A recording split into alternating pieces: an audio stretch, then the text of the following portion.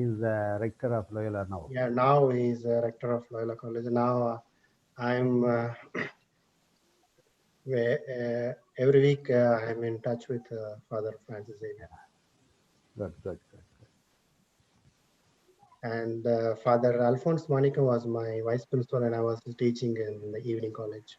In Loyola? Yeah.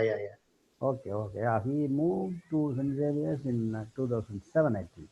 Yeah, after his retirement, I suppose. No, he retired in St. Xavier's. Okay. 7 Yeah. to 12, he was in St. Xavier's as principal. Uh-huh. Then he got retired. Then he went to, I think, Vetavalam. Yeah. From Okay. Loyola. Now he has come back to St. Xavier's. Yeah. I spent a good time at Loyola College. Great. It's a good campus. Yeah. Great campus. It looks like Europe. Yeah. When you enter, you see the Gothic church. That's true. It looks like exactly Europe model. My native place is Tirupattur, Father. Sacred Heart College. Sacred Arts College, Tirupattur. Oh, sure. I've gone there once. The present principal was my MCom senior. His name is Maria. Anthony.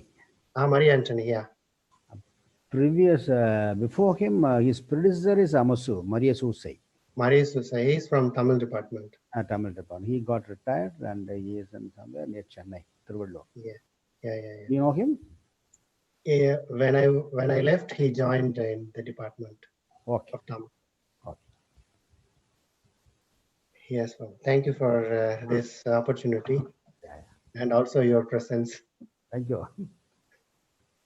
We have another program at 10:15 by College Department. We are ready. Dr. Helena, we are ready. Yes, Father. Shall we start, Father? Yeah, I'm ready. Premanand, sir.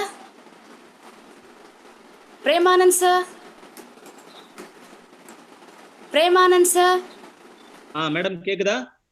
Shall we start, sir? Yes, madam. Start பண்ணிடுங்க, madam. Anna? Yes, sir. Yes, madam. Praise the Lord. This is the day that the Lord has made.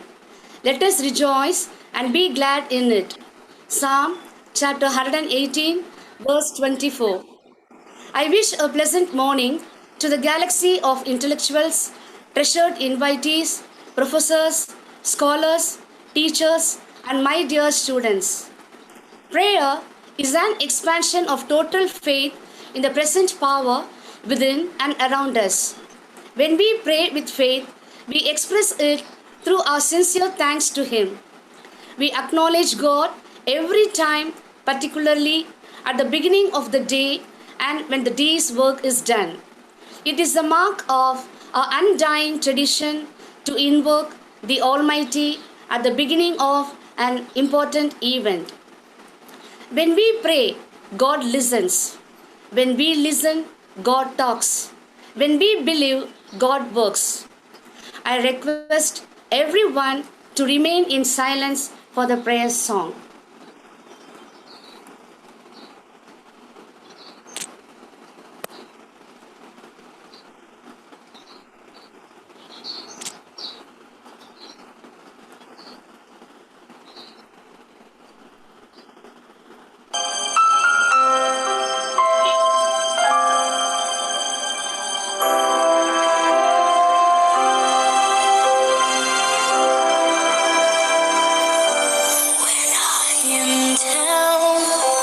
And oh, my soul so weary, when troubles come and my heart's burns heavy, when I am still and wait here in His silence until you come and sit a while with me.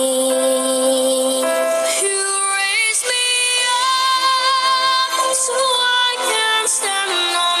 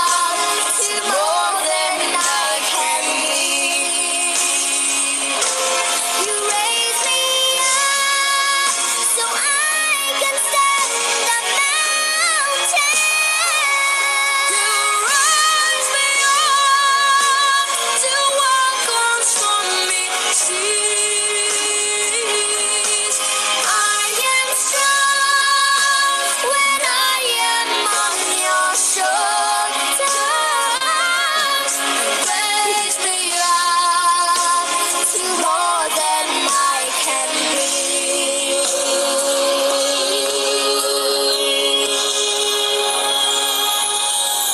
Raise me up, you raise me up. More than I can breathe.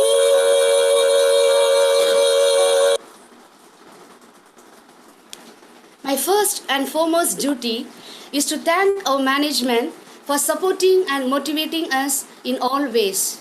Indeed, we are fortunate enough to be backed by your supporting hands. We feel honored to have with us our Reverend Father Ismariadas SG, the principal of our college, where he hardly need any introduction. But I feel honored to introduce our beloved principal, who is a noble man with a character of great heights, a prophecy of distinctness, an idol of knowledge and experience. We welcome you, Father. Now, I invite Reverend Father Ismariadas SG to grace this session with a prayer. Thank you, Professor. Good morning, everybody. Morning. And I thank Dr. Helena for the wonderful mood with the beautiful prayer that you have put us into. Thank you, Father. And first of all, I welcome all the participants. I also welcome in a special way the resource person, Dr. Emmanuel, all the way from Sweden. The network which has connected all of us, even though we are physically far off, we are intellectually, in a way, emotionally and psychologically, we are very close to each other, thanks to the technology. First of all, I would like to appreciate Dr. Premanand, Dr. Helena, and all the staff members for organizing this seminars, webinars during this lockdown time. This is the third program by the physics department. I really appreciate them for their all the pains, risks they have taken during the time to organize this one. First of all, so therefore I appreciate Dr. Prem and all the professors for shouldering this responsibility of bringing together all the intellectuals. So thanks to Dr. Prem and all the professors. Let me also thank the IQC team, which is rendering its help for the effective and efficient running of these webinars throughout the last 2 months. So let me thank the IQC team also. And let me also invite all the participants, our professors, all the participants from other colleges, from other places, other countries. So hearty welcome to you all. I also extend a very warm welcome to the resource person, Dr. Emmanuel, product of Loyola. Of course, I have not met him, though I was in Loyola for some time in the late 90s. This is the first time I am seeing him. Sir, we are very happy to have you today to enlighten us on this particular topic. Of course, I am not able to spell out the topic, what it is. It is more physics in terms.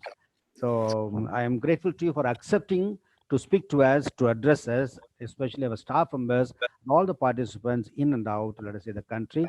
It is a kind of sharing of our knowledge for all of us so that we enrich ourselves. Sometime back, our Honorable Prime Minister said, during this time or post-COVID situation, we need to have skills, we need to upskill, we need to reskill. That's what he said. Of course, he is known for good oration. So he said skill, reskill, upskill. These are the three things which are important for all of us to survive and to stabilize ourselves in this competitive society. That's how he spoke. And this particular webinar, I feel, organized by the Department of Physics is also focusing on that. Of course, it is at the intellectual level. Sometime back, I was reading a book. The content of the book is all of us, the human beings, should have a purpose in our life. The purpose may be found out, maybe let us say, identified with the two things. Or two things are necessary to identify, to locate, to look out our purpose. That means one is revelation, the other one is speculation. Both revelation and speculation are important to identify, to locate, to know our purpose in our life. Of course, the purpose makes our life more meaningful. And for me, this revelation and speculation both are very important as far as physics is concerned. I'm sure the topic that you are going to discuss today will reveal to us so many things, will also invite us to speculate more things in our life in the days to come. Therefore, once again, I welcome all the participants, especially the resource person, for being with us for this wonderful day, to make this day a wonderful day, a memorable day. I'm sure you are going to have a very productive, very fruitful session with the good input by Dr. Emmanuel. So, on behalf of the institution, on behalf of the department, on behalf of the management, I extend a warm welcome to all of you. Thank you very much for the opportunity. Thank you so much, Father, for devoting your precious time amongst us. Smile is the universal welcome.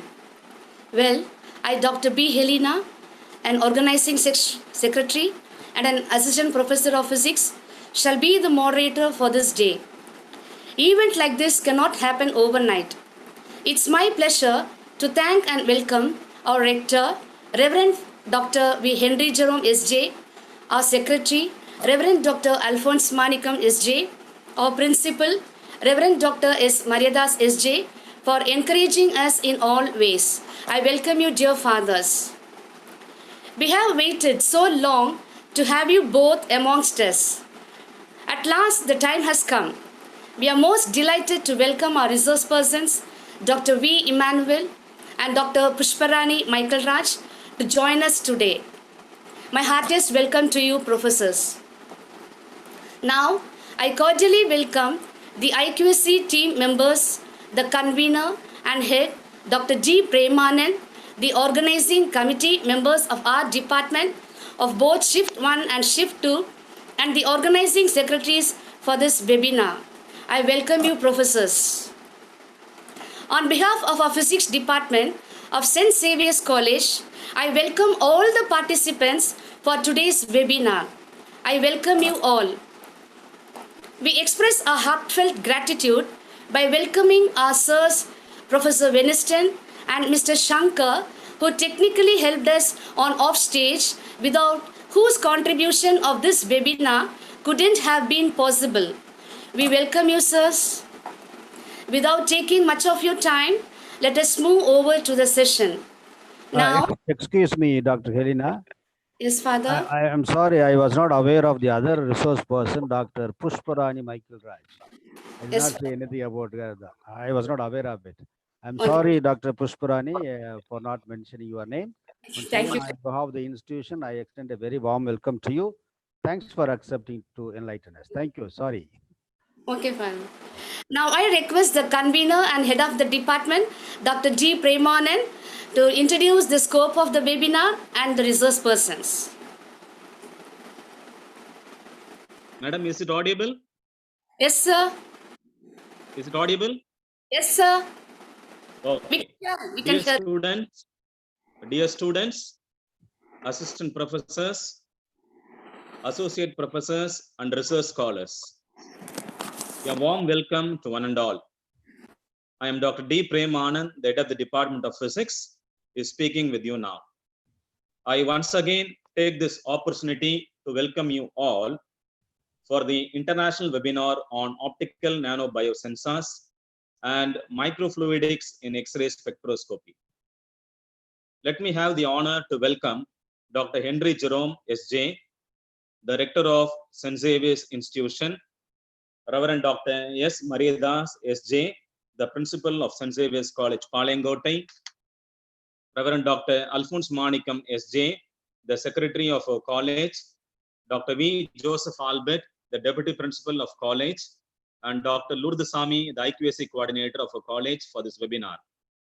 I also welcome Dr. B. Helena and Dr. S. Anna Venus, assistant professor of physics and the organizing secretary for this webinar.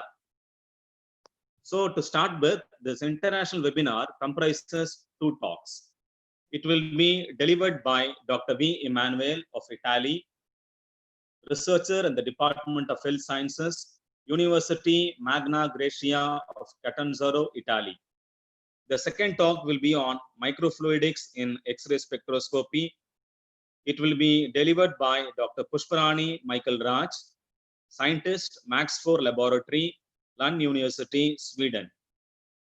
So to start with this webinar, I would like to share a few words on optical nano biosensors and microfluidics with its application, so that we can achieve what is the scope of this webinar. So to start, a biosensor is an analytical device used for the detection of a chemical substance that combines a biological component with the physiochemical detector. The sensitive biological element is a biologically derived material or biomimetic component that interacts, binds, or recognizes the analyte under study. The elements can also be created by biological engineering. Biosensor reader connects with the associated electronics and signal processes that are primarily responsible for display of results in a user-friendly way. So the readers are usually custom designed and manufactured to suit the different working principles of biosensors. So there are various applications of biosensors of various types. The main requirements for a biosensor approaches are the identification of the target molecule, availability of suitable biological recognition element, potential for disposable detection systems. So they are preferred to be sensitive laboratory-based techniques in some situations. Some examples of optical nano biosensors include glucose monitoring, interferometric reflectance imaging sector, food analysis, DNA biosensor, microbial biosensor, ozone biosensor, metastatic cancer cell biosensor. So the second talk will be on microfluidics, and microfluidics refer to the behavior, precise control of manipulation of fluids that are geometrically constrained to a small scale at which capillary penetration governs mass transport. So it is a multidisciplinary field that involves engineering, physics, chemistry, biochemistry, nanotechnology, and biotechnology. It has application to achieve multiplexing, automation, high throughput screening. It is also used in inkjet printheads, DNA chips, and lab-on-chip technology. Typically, in some applications, external activation means are additionally used for direct transport of media. And active microfluidics refers to the defined manipulation of a working fluid by active components like micropumps and microvalves. This technology has led to the powerful creation of tools for biologists to control the complete cellular environment.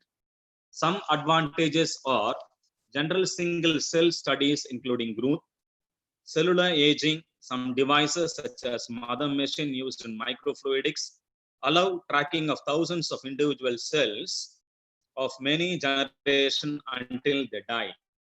Microenvironmental control from mechanical to chemical environment, force measurements of cells of confined chromosomes, electrical field integration, antibiotic resistance, and these are some of the main concepts in microfluidics. So after having said a few words on optical nano biosensors and microfluidics, let me have the privilege and honor to welcome the resource person for this talk one is Dr. V. Emmanuel. So Dr. V. Emmanuel holds MSc, MPhil, MS, and PhD. Dr. Emmanuel holds his MSc in nanophysics from the University of Antwerp, Belgium.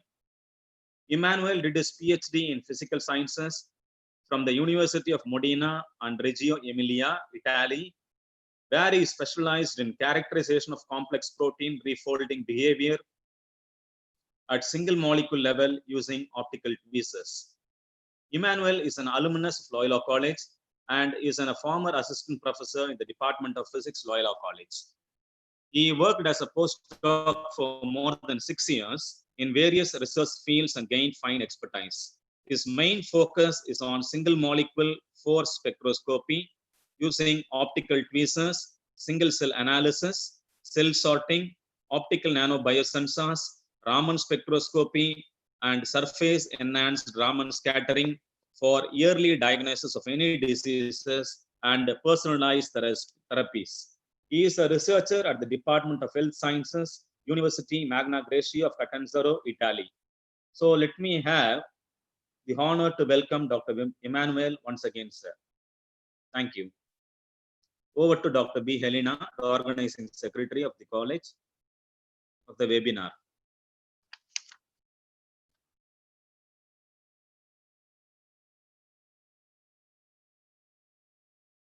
Helena, madam.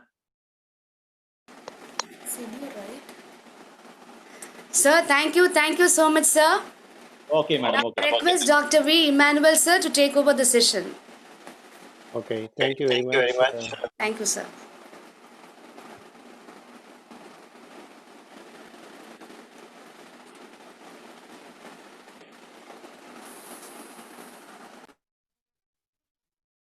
Hello.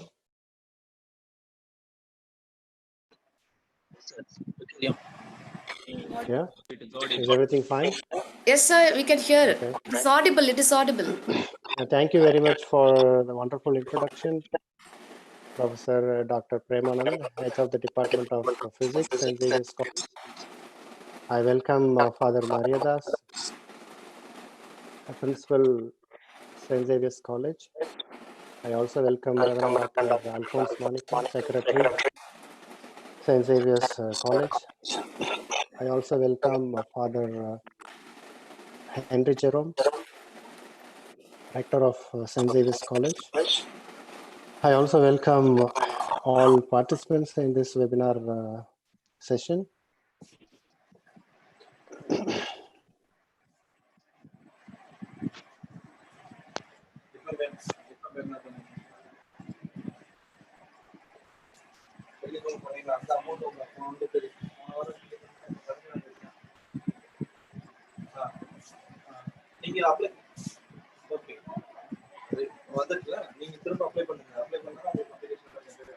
Is everyone can see the screen? Yes, sir. Yes, sir. Today we are going to discuss two different topics. First half an hour, we're going to discuss about characterization of complex protein refolding and unfolding behavior at single molecule level using optical tweezers. And the second half an hour, we're going to discuss about recent trends in optical nano biosensor that are integrated with waveguide and sets for early diagnosis.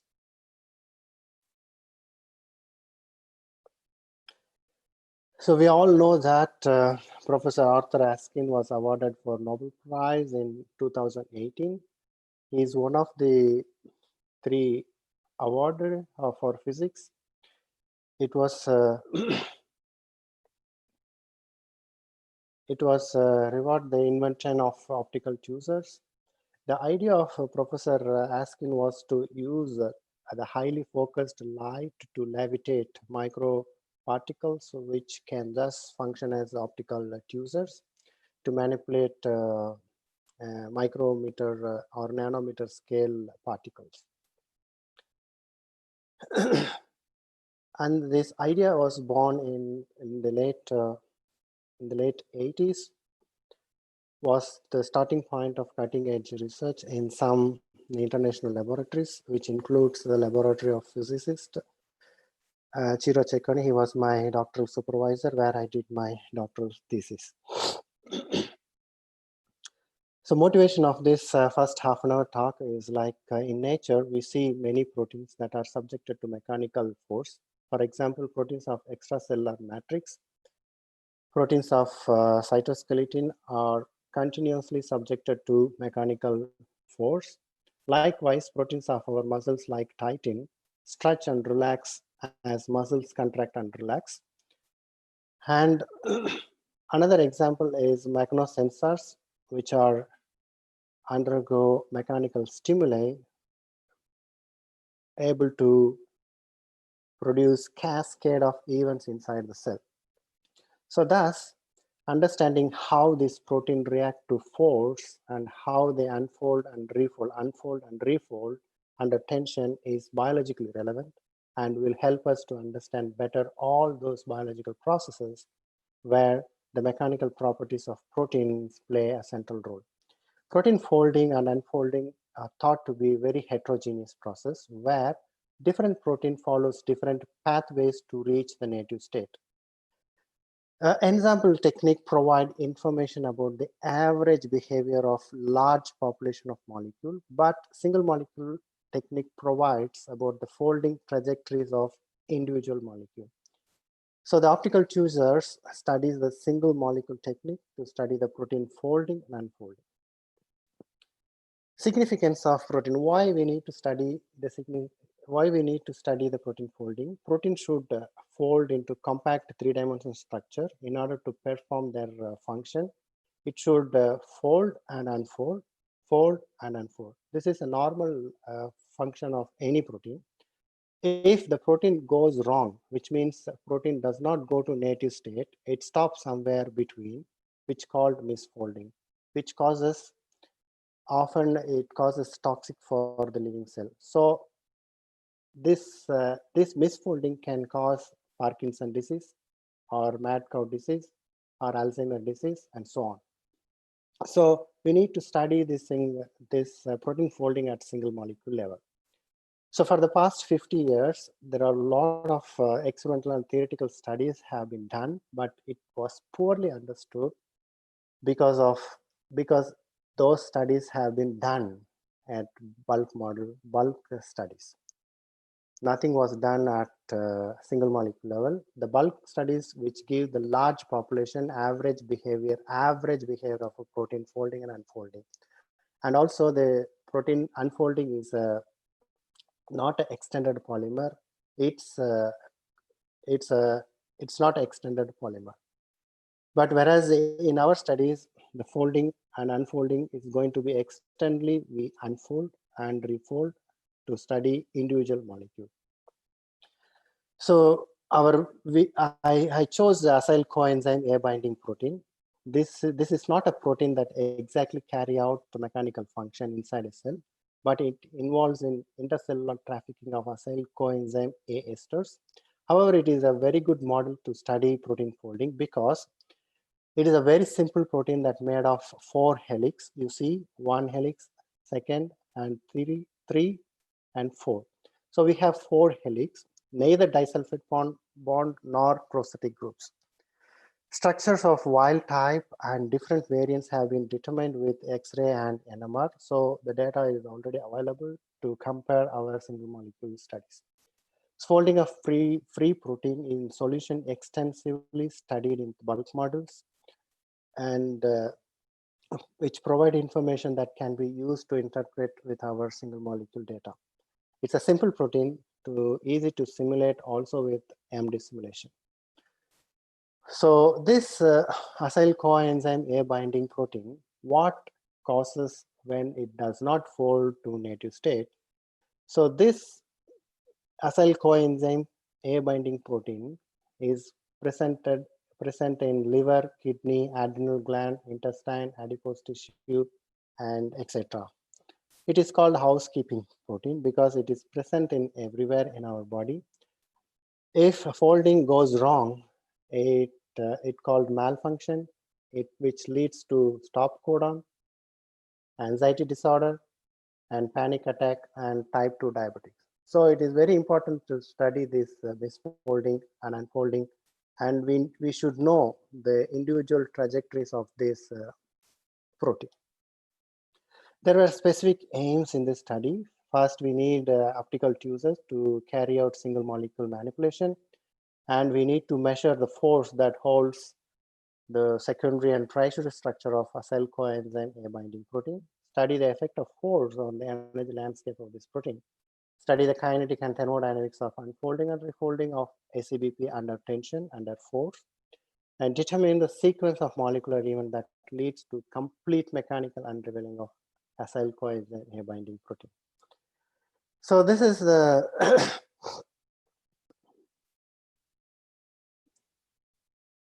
so here is the optical tuser setup that I used for my studies.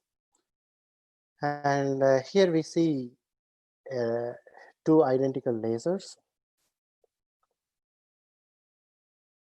which follows the same optical path.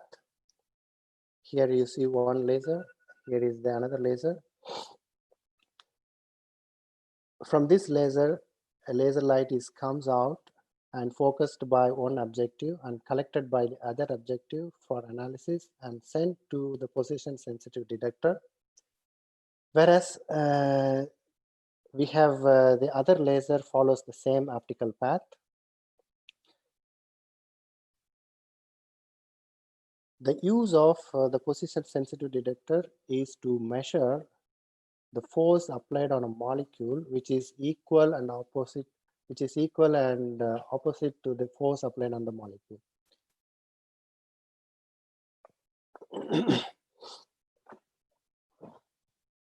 So each laser is focused by one objective in order to create optical trap and collected by the other objective and sent to the position sensitive detector.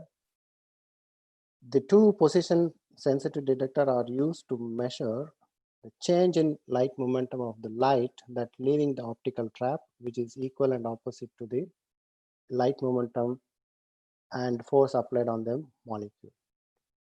And this single molecule cannot be trapped between these two beads because we need to trap with this single molecule should be trapped between beads and then manipulated. So a bead is optically trapped, you see there, and then another bead is held at the end of micropipette by suction, and between these two beads there is a DNA or a protein molecule.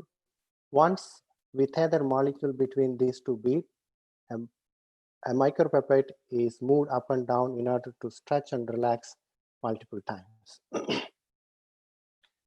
Here you see the optical setup, laser source, two laser source, and the optical fiber. Here we have beam expander. From the beam expander, laser light is focused by this objective and sent to the other objective for analysis, and then the signal is sent to position sensitive detector, which is up there. During experiment, the experiment takes place the fluid chamber between these two objectives.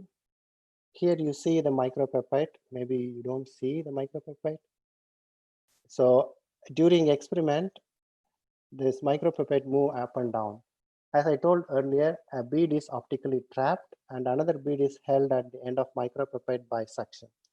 So during experiment, I move this micropipette up and down in order to stretch and relax multiple times through this piezoelectric actuator.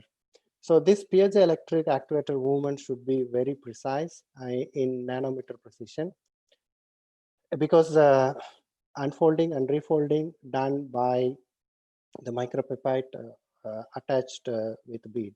So this movement should be very precise. So all these optical components are kept inside the plastic container in order to prevent air current that disturbs the optical path. All other electronic and electrical stuff kept away from the cabinet. So there are specific aims. First, we need to build an amplifier that drives the fluid chamber piezo actuator, because we need the nanometer precision that the micropipette moves relative to optical trap. That should be in nanometer precision. So that was one of my aim. And then the alignment of optics. We need to develop programs like the force ramp and force clamp and force jump experiment, development of acquisition program, and force extension calibration.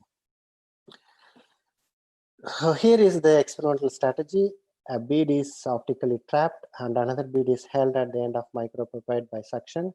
As I told earlier, a single protein cannot be manipulated between these two beads directly. So we need two DNA handles as a spacer. So one end of DNA handle we have digoxygen is connected to antibodies, which is completely covered by beads. Whereas the other DNA handle we have biotin, which is connected to streptavidin, which is completely covered by this bead. Whereas the other free ends of DNA here is covalently attached to the protein. single molecule protein. So during experiment, I move the micropipette up and down in order to stretch and relax multiple times. So this is the signal that I got from the commercially available amplifier, which shows 9 nanometer error. I want to reduce this to 2 nanometer or 1 nanometer. I am able to achieve 2 nanometer precision using the circuit what I built. From this circuit, I'm able to reduce the signal noise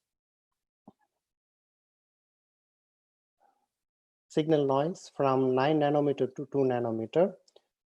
So because as I told during experiment, the micropipette should move up and down. This should be in a nanometer position. So the commercial amplifier gives 9 nanometer error, but I'm able to reduce it to 2 nanometer. And then I'm able to get a good smooth curve, smooth traces of unfolding and refolding. In red, you see unfolding trace, and in blue, you see refolding trace. This is a force ramp experiment. In force ramp experiment, the force is continuously applied in order to see unfolding event, and continuously relaxed in order to see the refolding event.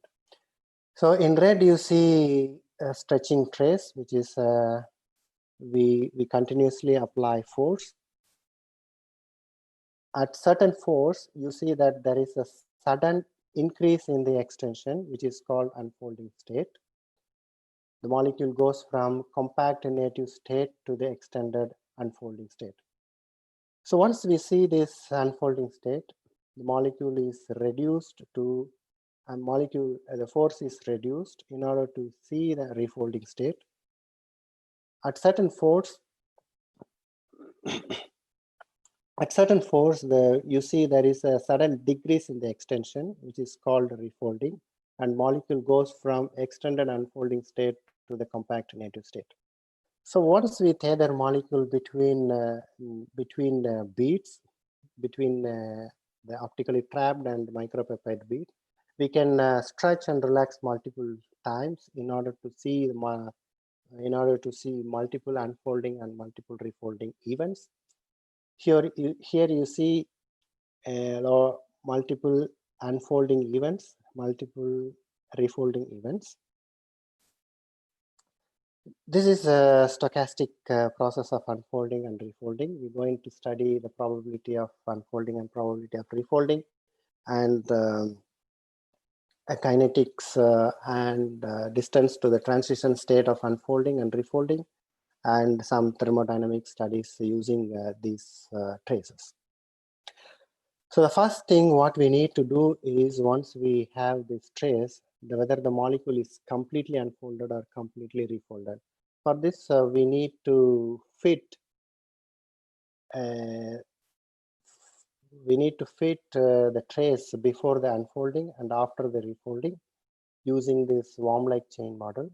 So the distribution calculated for the counter length is 29 plus or minus 1.6 nanometer for unfolding counter length, and refolding counter length is 28 plus or minus 1.3 nanometer, which is very much in good agreement with expected counter length for full unfolding and refolding is 28 nanometer. So from this, what we can say that the unfolding and refolding happen in two-state manner. There is no intermediate state.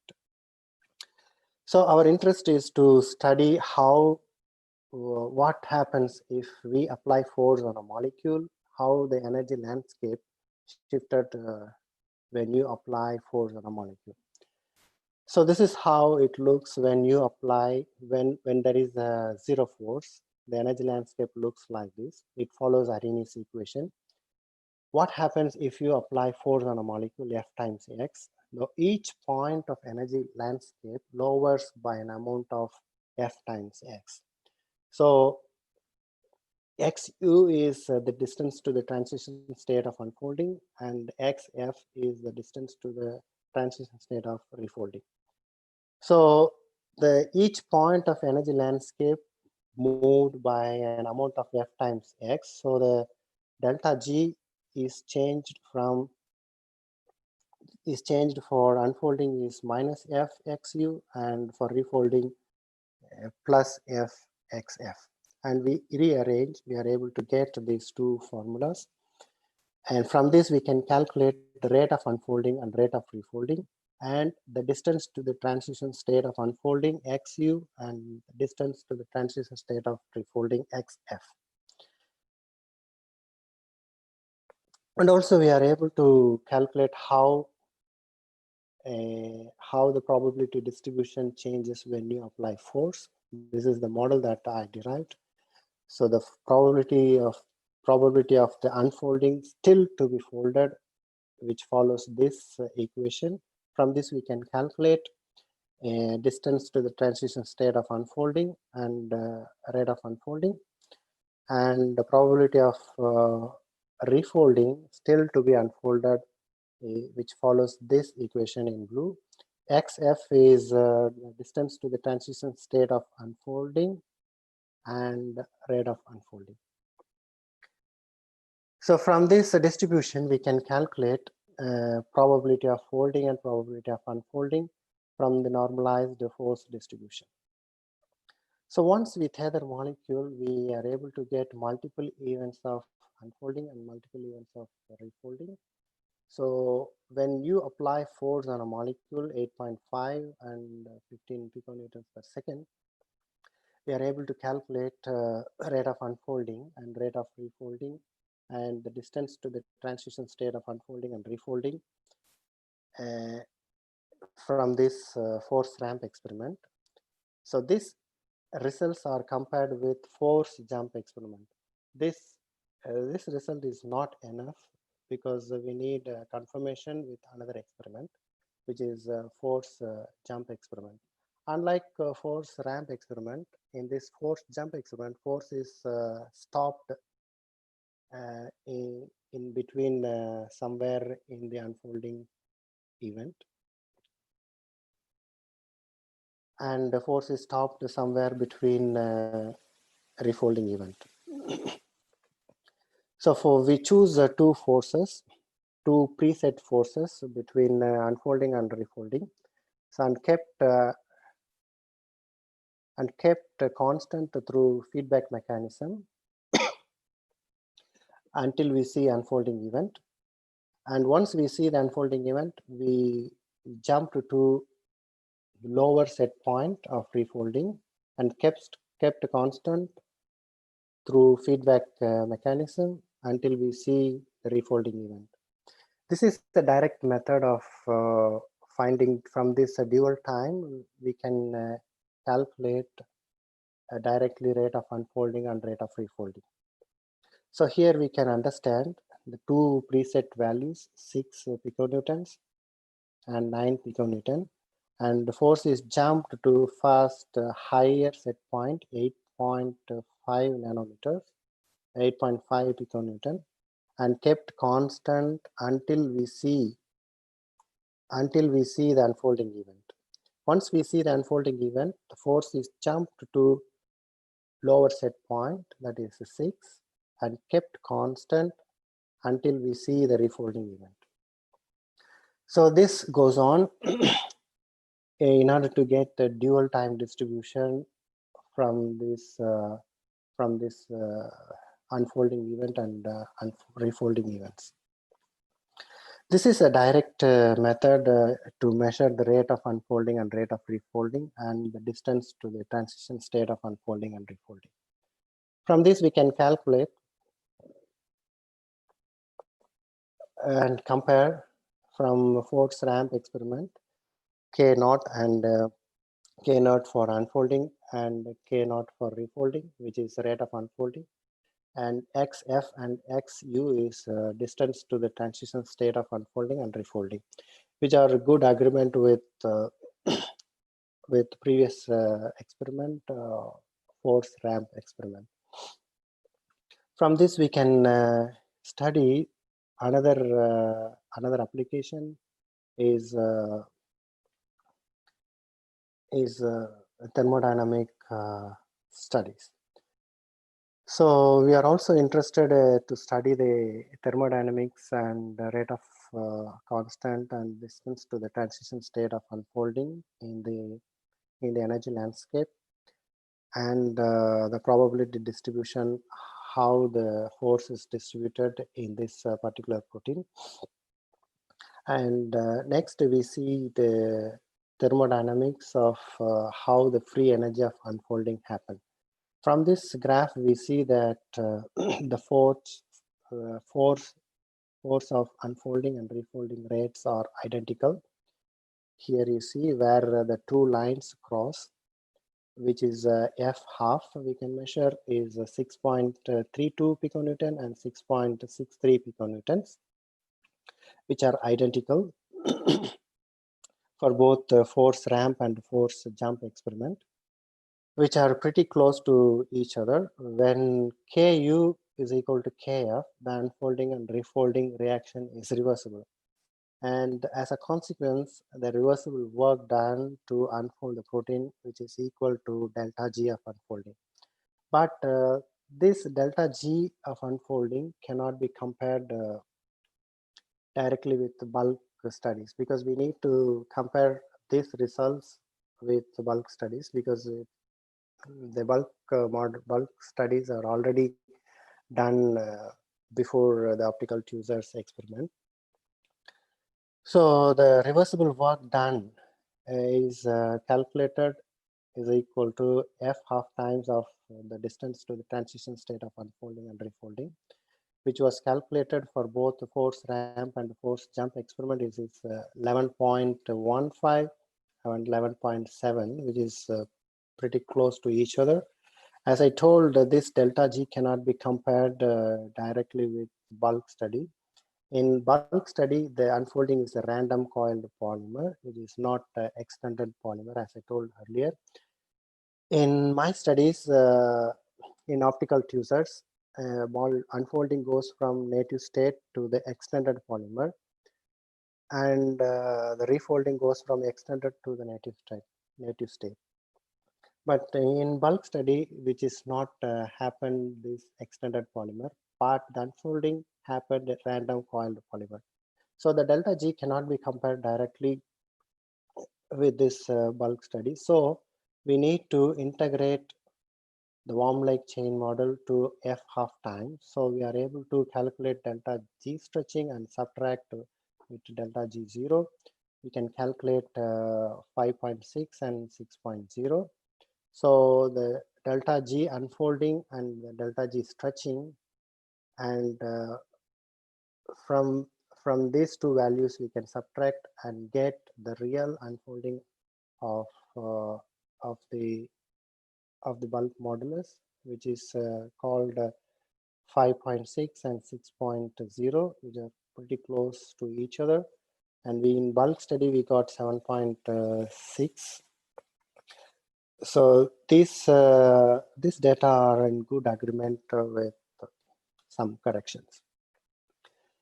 So we studied force ramp and force jump and force clamp experiment. We done force clamp experiment, but in force clamp experiment, protein takes a long time to unfold than what we expected. So we didn't do force ramp experiment, only force ramp and force jump experiment. From this we can calculate and compare a distance to the transition state of unfolding and refolding, and the rate of unfolding and refolding, and the thermodynamic studies of delta G, which is are in good agreement with bulk studies.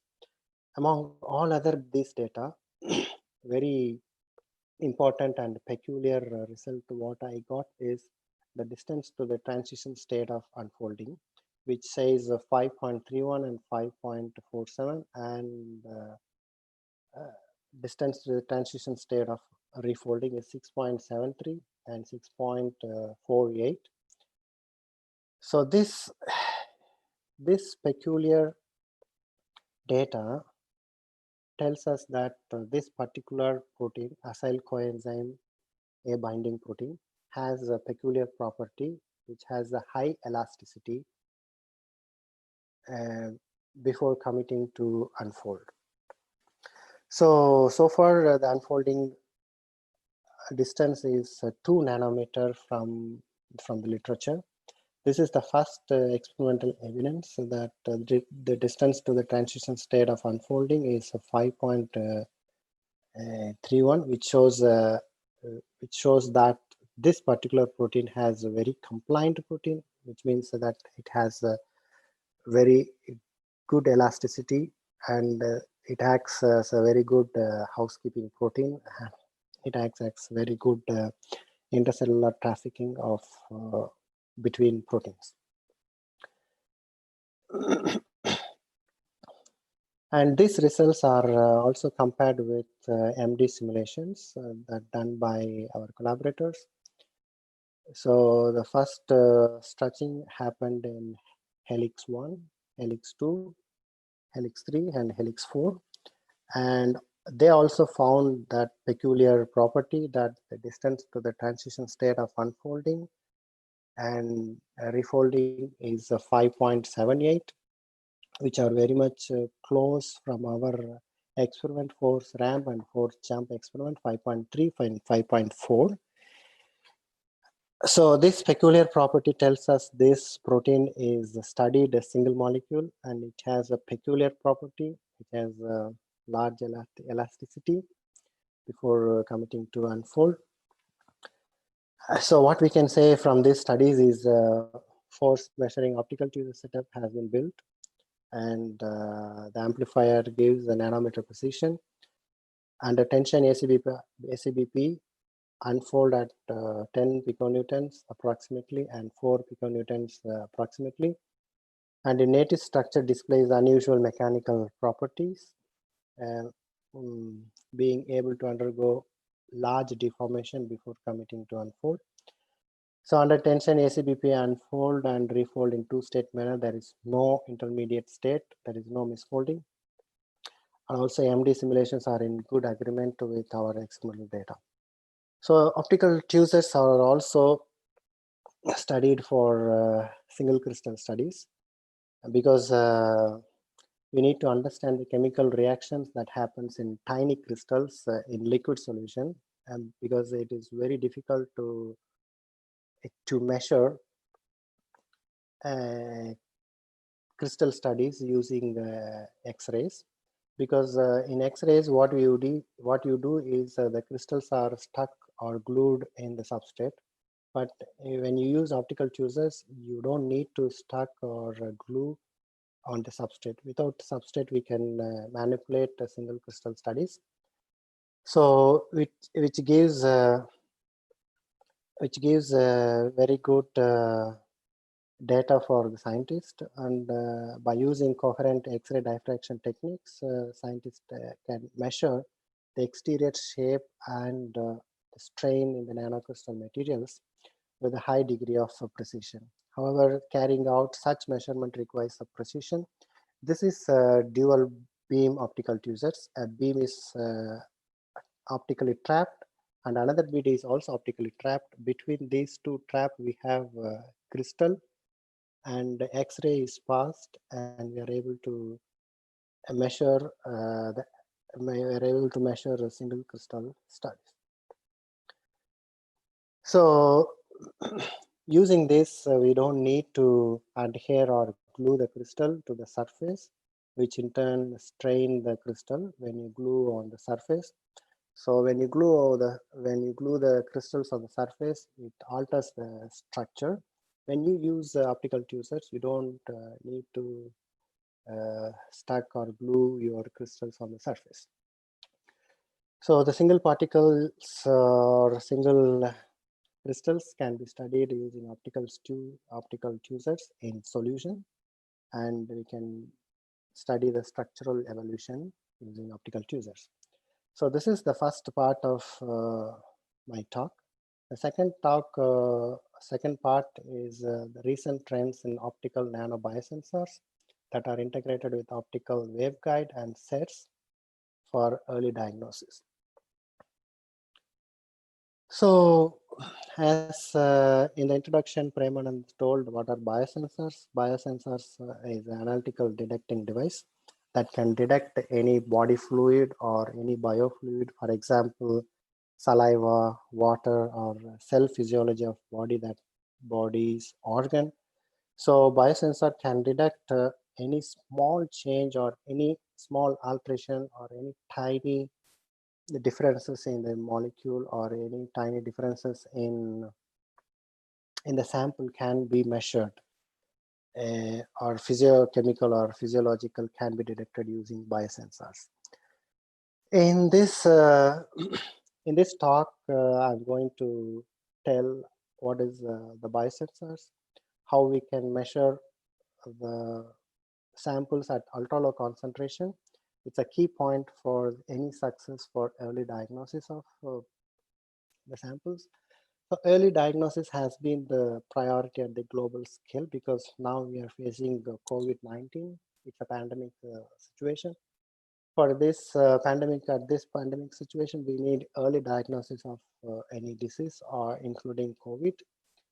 So, so the biosensor is also used in pollution detection and control and socioeconomic development on like cancer detection, any disease. So this biosensor is widely employed, and primary need is ultra sensitivity, ease of use, and fast detection. There were few objectives in this study. Is first we need to couple our prism, tiny prism, and we need to create optical waveguide, and we need to integrate that optical waveguide to specific plasmonic surface. And then once we built, we need to exploit those device and plasmonics resonance technique and surface enhanced Raman spectroscopy. And it should be label free, sensitivity, and rapid and continuous analysis of any biological sample and the cell biology study and for multiplexed detection. And it should be low cost, ultra fast, in situ, and real time analysis and real time analytical capabilities with high resolution analysis of biosamples. So what is simple biosensors? What I did at the beginning, you take any substrate, silicon or glass or any substrate, you sputter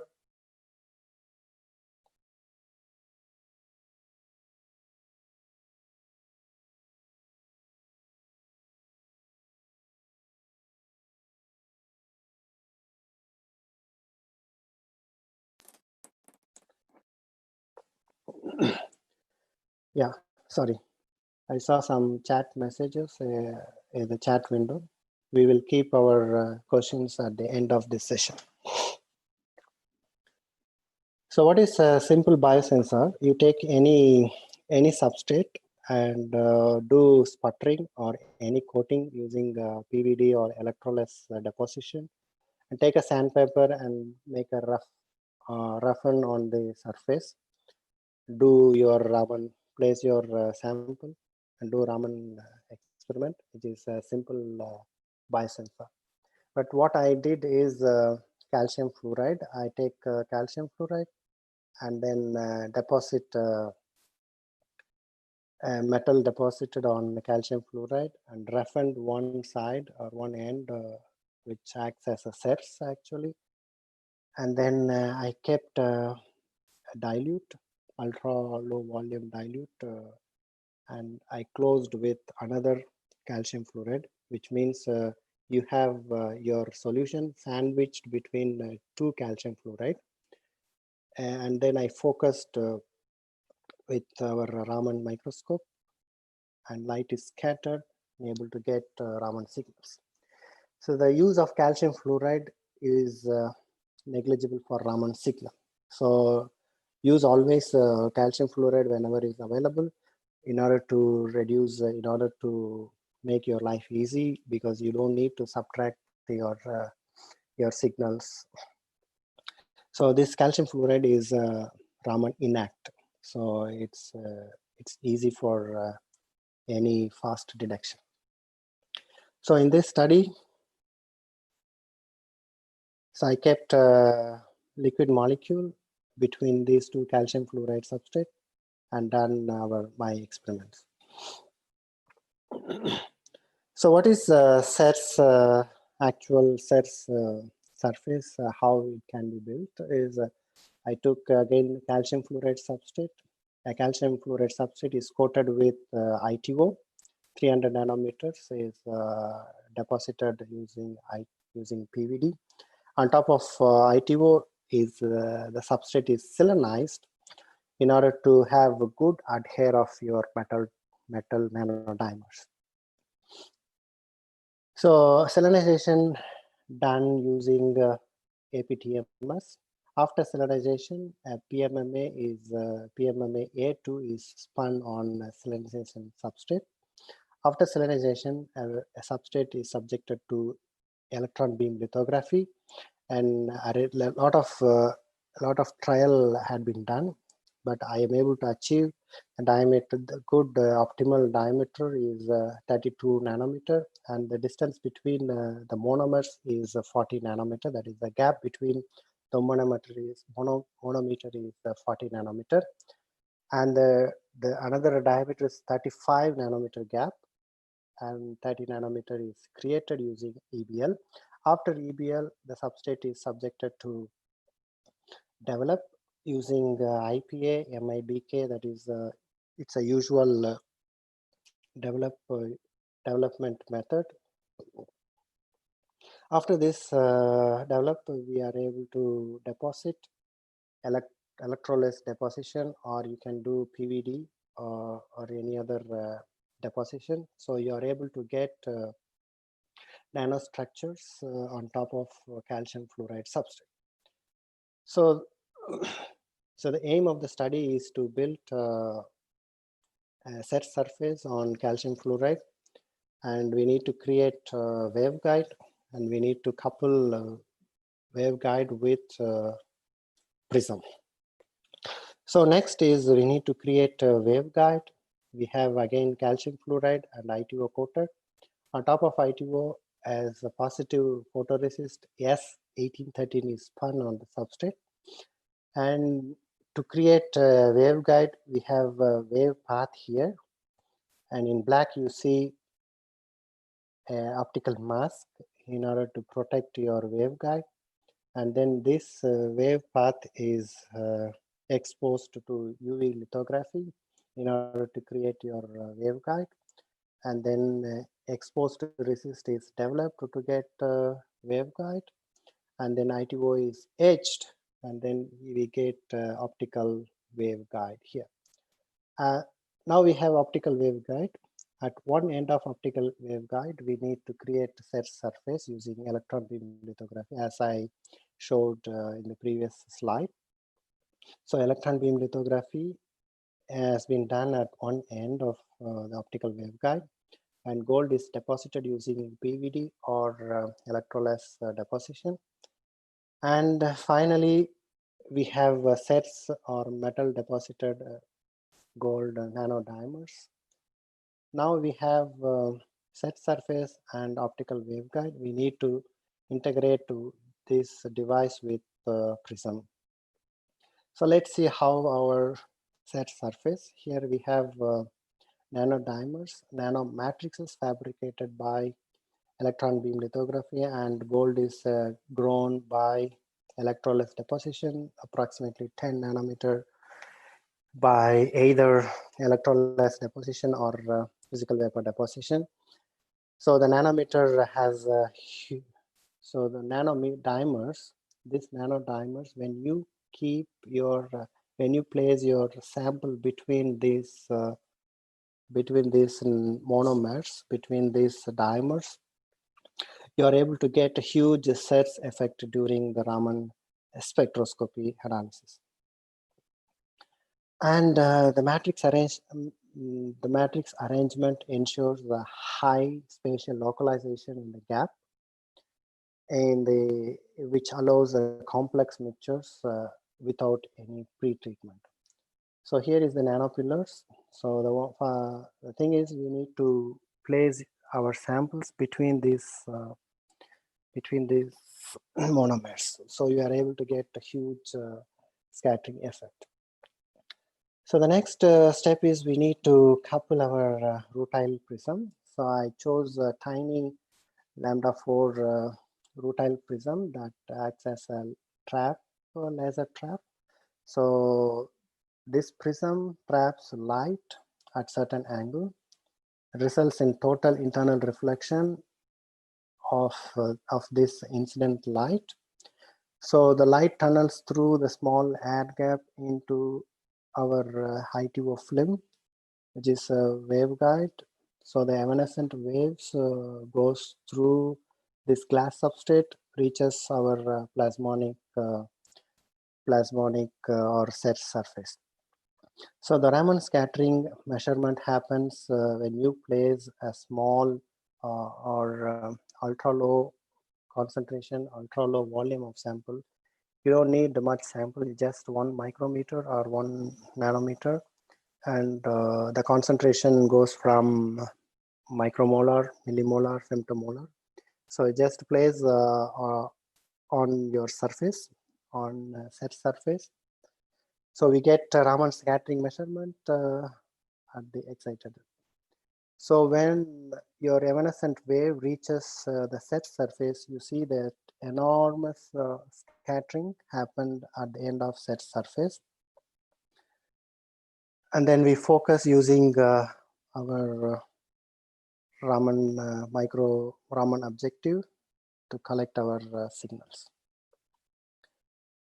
So we have waveguide and gold set surface, and prism is coupled, and light travels through the prism and hit our set surface.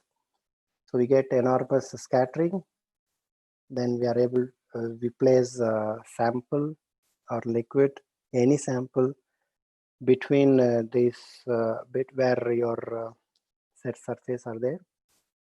But we need to be very careful when you place your sample. So we are able to get enormous signal. Here you can compare.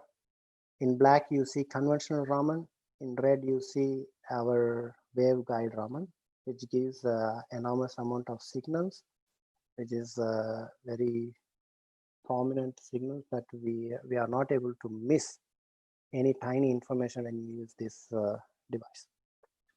So here I would like to show a few results that I got from this device.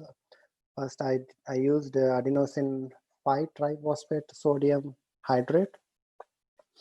So we can compare between set surface and non-set surface, which is the entire device. So you are able to get sharp peaks, and also we don't miss any tiny informations from my device. And the second, we are able to do sodium L-lactate. So it is very evident. We can compare a set surface and non-set surface. The peaks are very sharp, and these informations are missing here in set surface, I mean non-set surface. Here we are able to see very good peak, even at ultra low volume, ultra low concentration, 1 millimolar, 1 micromolar, and 0.1 molar concentration. And here we have the description for the Raman signatures. I'm not going very detailed because we are running short of time. And the second result and the human interleukin, which has these peaks are missing in non-set surface. We are not able to get even at ultra low concentration. But in my device, when you use, we are able to get even at ultra low concentration, you get good Raman signatures. So by integrating our plasmonic Raman device, it shows a higher signal compared to conventional Raman, and these peaks are obtained in the when the dimer locations, when you keep your sample in the dimer location, you are able to get the enhanced signal. And this is another result for ATP, interleukin, and sodium L-lactate. We are able to get sharp results from my device. So also this is another comparison for red blood cells, standard Raman and enhanced Raman. You get enhanced Raman will give good results without any missing information. We get even the tiny information because this peak is not here in the standard Raman. But when you use this biosensor, we are able to get a full spectrum of Raman analysis. And this is a comparison of blood peripheral and cancer cells. We are able to get good results using this biosensor. This is another result I want to show using liver tissues. This study done by in collaboration with health science department in order to study the liver fibrosis of human and mice in comparison with human and mice. Using my device, it is able to produce, and we are able to get good protein assignments. Here you see the sharp peaks of protein assignments and the lipid assignment and collagen assignment. And also I'm able to collaborate with other cancer oncology department that they mineralized mesenchymal stem cell in order to govern the abnormalities that happened inside when you mineralize mesenchymal stem cells. So to see this, the biochemical changes, and to see the physiological condition, how it changes when you mineralize mesenchymal stem cells. So these tiny informations are missing when you use non-set surface or conventional methods. But when you use my method or biosensors, we are able to get this tiny information. So those were missing using conventional method. So in conclusion, what I can say is a single enhancement on sample with ultra low volume. The importance of this study is to use ultra low concentration and ultra low volume. So that makes this biosensor a novel platform to be used with any type of samples. So the proposed biosensor opens a new perspective to address limitations from conventional methods. That includes the complexity of analyzed media, the specificity, detection, and poor sensitivity compatibility with Raman microspectrometer. Optical biosensors successfully integrated with sets, waveguide, and ribbon coupling. An integrated device will demonstrate for label-free. That was also another aim of this study. A label-free, ultra-high sensitivity, rapid, and continuous analysis of any biosamples and any cell biology study, and also environmental monitoring as well. Integrated biosensor demonstrated that enhanced Raman signal obtained biosamples, particularly by using array of nanodimers, which is important, metal deposited nanodimers. With its high spatial localization of hotspot, it is possible to measure individual spectral component from complex samples without any pre-treatment. We don't need any sample treatment. So using this biosensor, it is possible to detect Raman fingerprinting in complex biosamples without any further progression of early diagnosis can be tracked through different Raman signatures. You don't miss any Raman signatures when you use enhanced biosensors. So what we can do using our biosensors, what in future we can do. So many biosensors have been fabricated, including me, using the novel and innovative techniques, which includes, which needs bioelectronics, biotechnology, use of nanomaterials, nanomedicines, and nanophysics.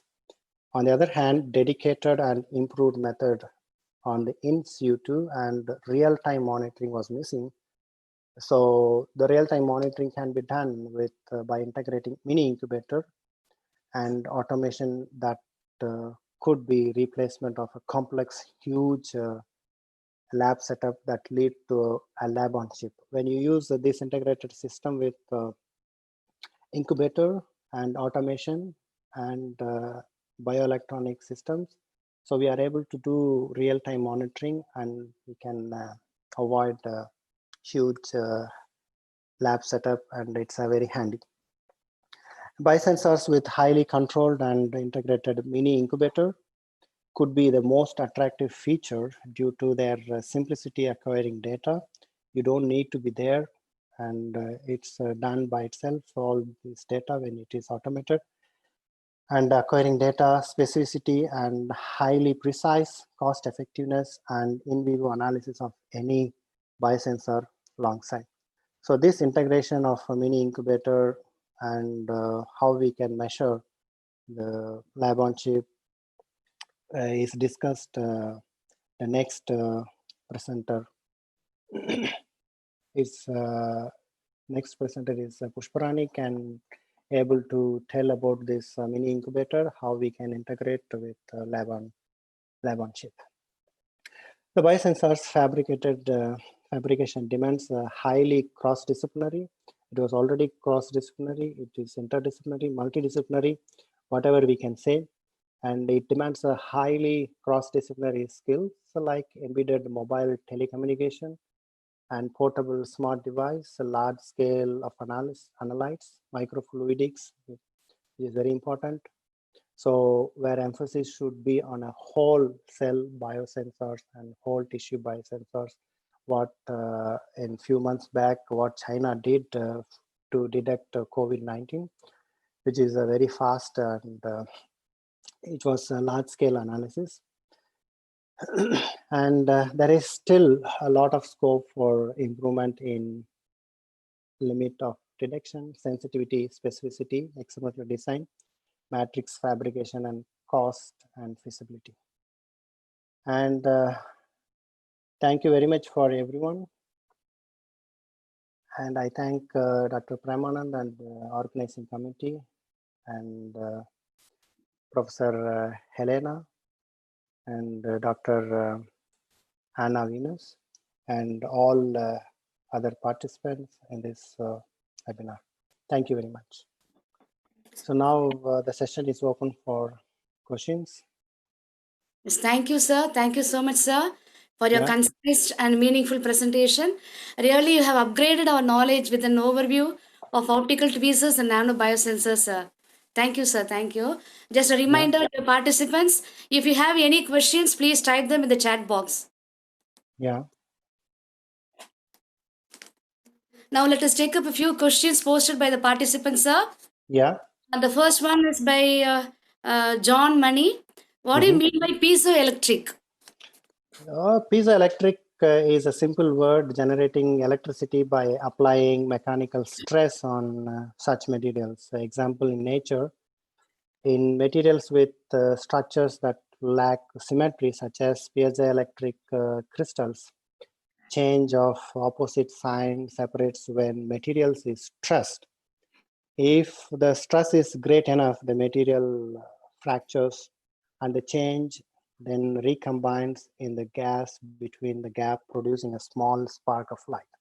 So I can say this in simple words, piezoelectric. And the next question example is sugar. Yeah. Yes, sir. The second question by Edgar Kewal. Where do we use force jump method? Force jump method, we can use this is, as I told, we have two methods, force ramp experiment. Force ramp experiment where you apply force continuously and relax force continuously. But force jump experiment, we need to choose two preset values in the unfolding and refolding. I mean, one lower force and higher force between these, because you already know what is unfolding and refolding force when you do a force ramp experiment. So you can choose the two preset value. First, you need to jump to first preset value and kept constant through feedback mechanism until you see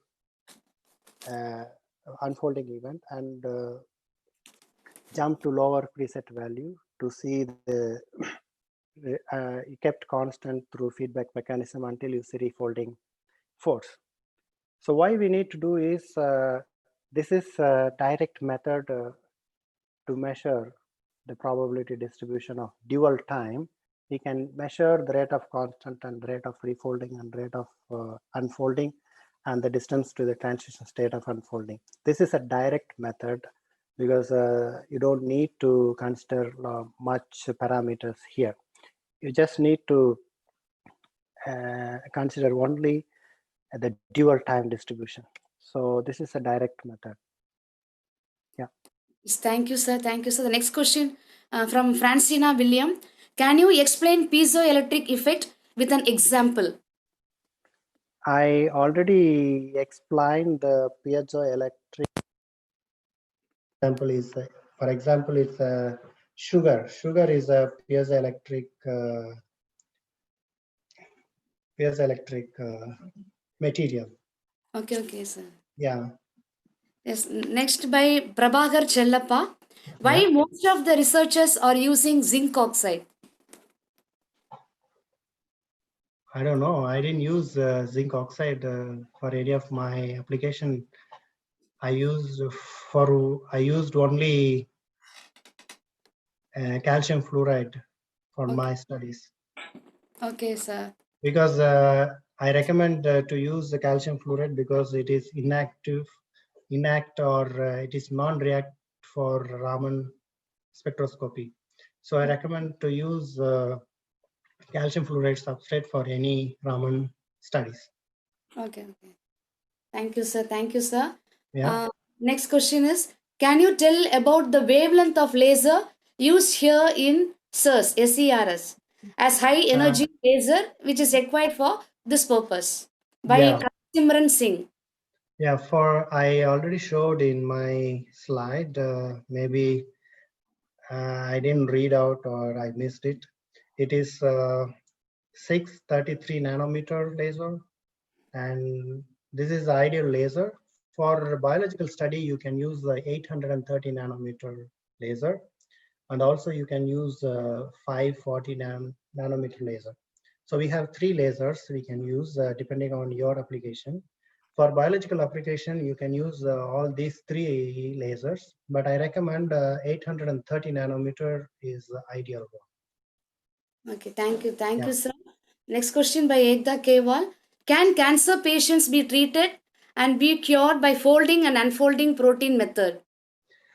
Yeah, at the beginning I told every protein, the normal function of protein should fold into compact three-dimensional structure and unfold. So protein function like stretch and fold.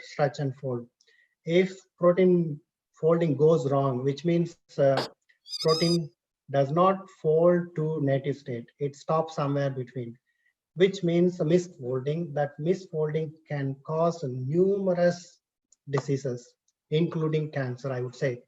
Like, for example, I would say mad cow disease, Parkinson, Alzheimer disease. I also showed in my talk, stop codon, and type 2 diabetics, and many diseases like when we take a single protein, what I showed, acyl coenzyme protein, which causes several diseases.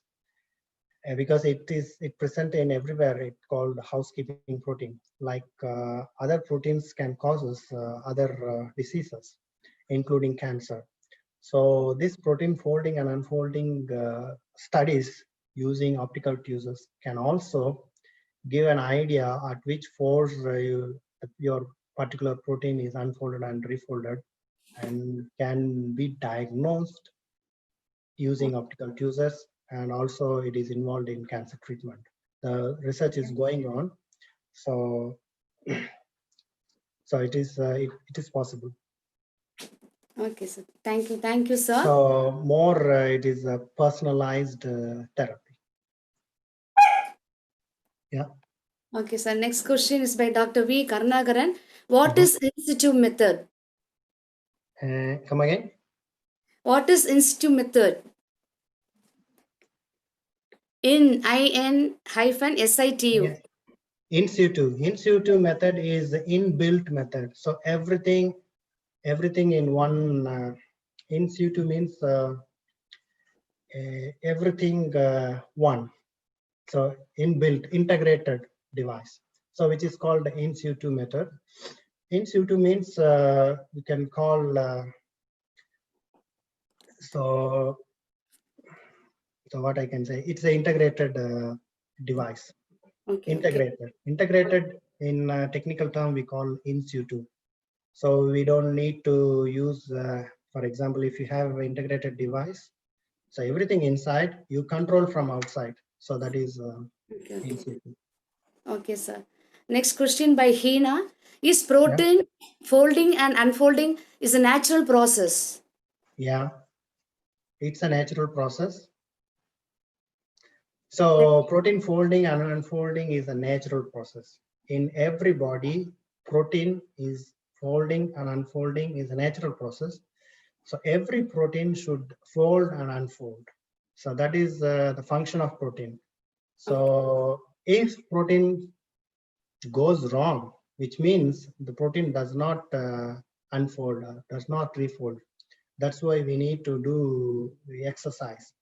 If you don't do exercise, you're there for a long time standing or sitting or sleeping, your proteins does not function in a proper way. So your protein should function in a normal way, which means the protein stretch and relax like muscles. So every protein should fold and refold. It's a natural process.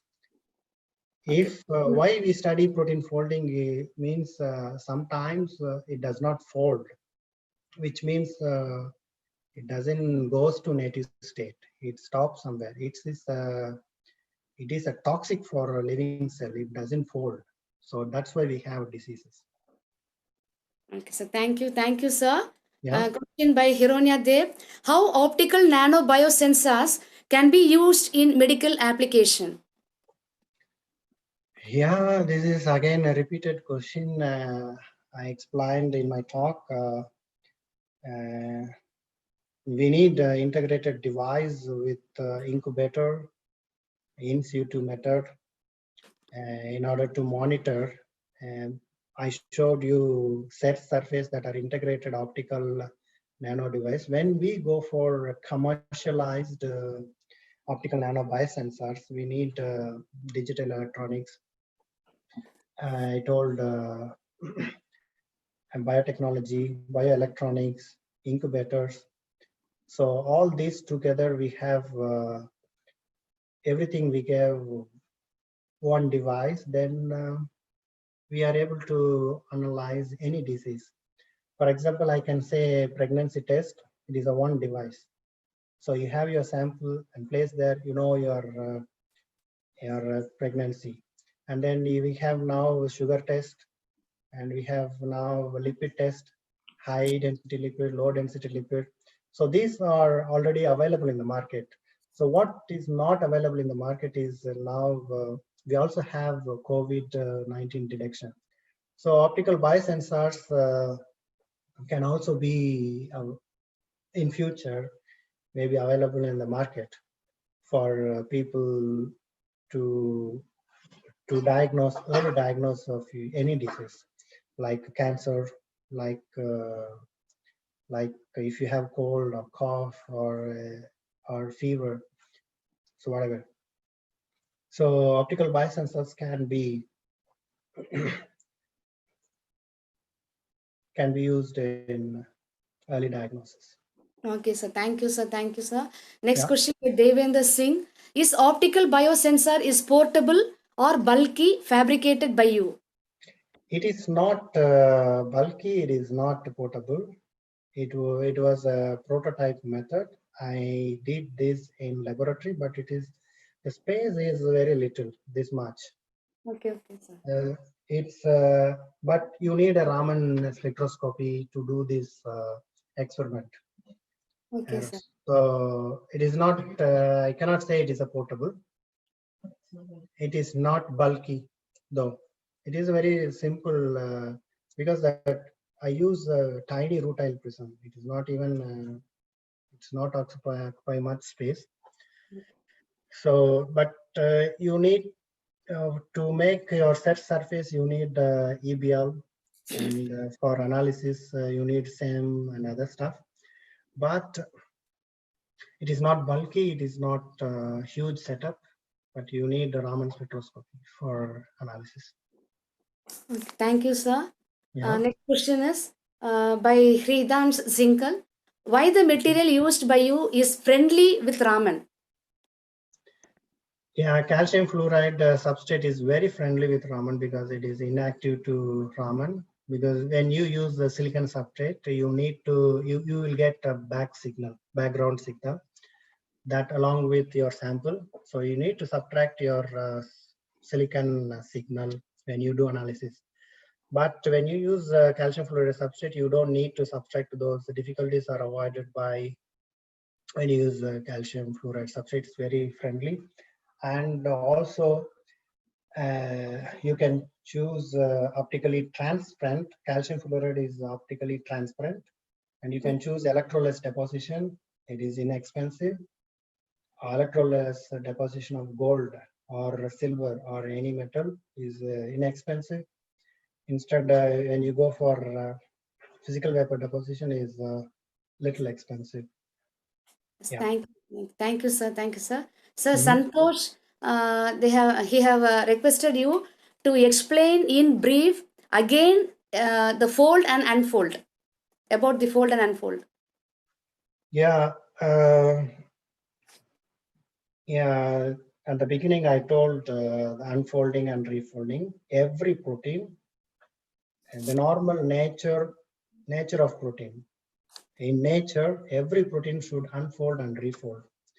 If protein, protein fold, it has a native structure, and the normal protein should unfold and refold, unfold and refold, unfold and refold.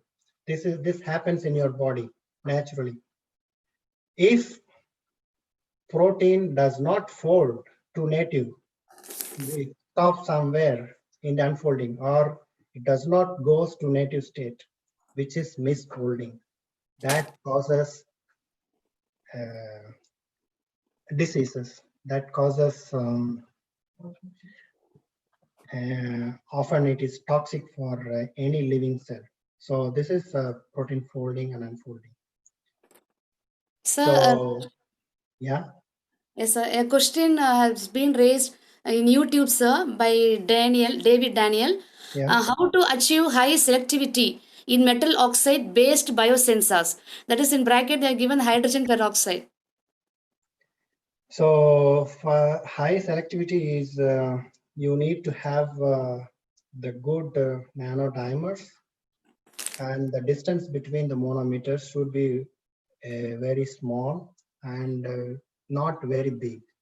So you need to achieve the distance between the monometers. That when you make dimers, metal deposited dimers, so the distance between the monomers, or also you can make trimers, pentamers, or there are a lot of metal deposited plasmonic device. So the distance between the monomers should be very small, and there are a lot of parameters that you need to consider when you do electron beam lithography or electrolysis deposition, it is a continuous process.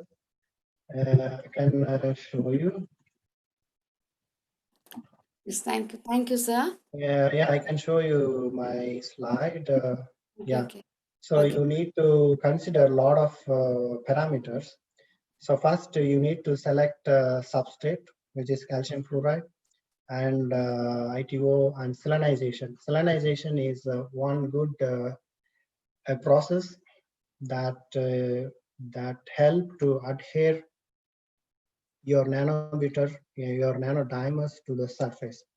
So that is very important step when you make set surface.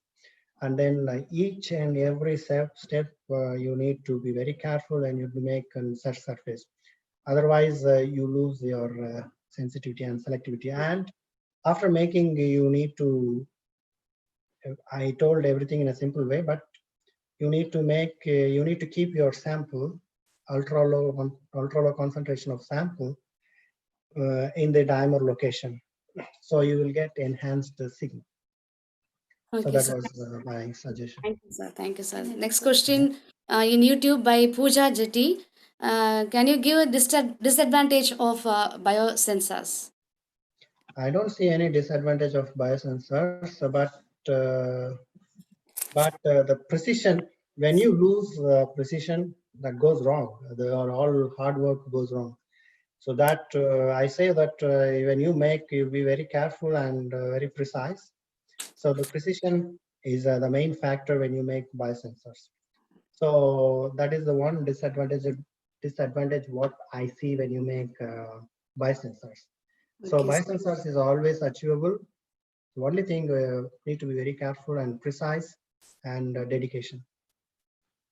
It's the last question, sir, by Ekda Mhm. Kewal. If we Yeah, have to treat misfolding of protein, so how force jump method do with patient? I cannot say this in one word. It's a big topic that to be treated misfolding. A lot of research is going on to treat the misfolding, both in bulk studies and also in optical user studies. Force jump method. If you once you see the in my model protein, I showed only two-state manner. There is no intermediate state. Whereas other complex proteins like HIV1, I also did HIV1 protease, which has a lot of intermediate states and also misfolding. NCS1 is also neuron cells, neuron sensor proteins, which also has misfolding. So in this case, you can do force jump experiment, also force clamp experiment. There is also another chaperone mediated protein folding and unfolding. So when you when you see misfolding in your study, so you can actually physically inject chaperone to not to happen those misfolding in your studies. So in this way, you can avoid misfolding or also it is used in treatment methods. You can chaperone mediated protein folding and folding. That chaperone mediated can aid misfolding to fold. So what I can say is force jump and force clamp and force ramp experiment should be done, in order to compare your results to treat misfolding or any intermediate states in this protein folding studies using optical tweezers.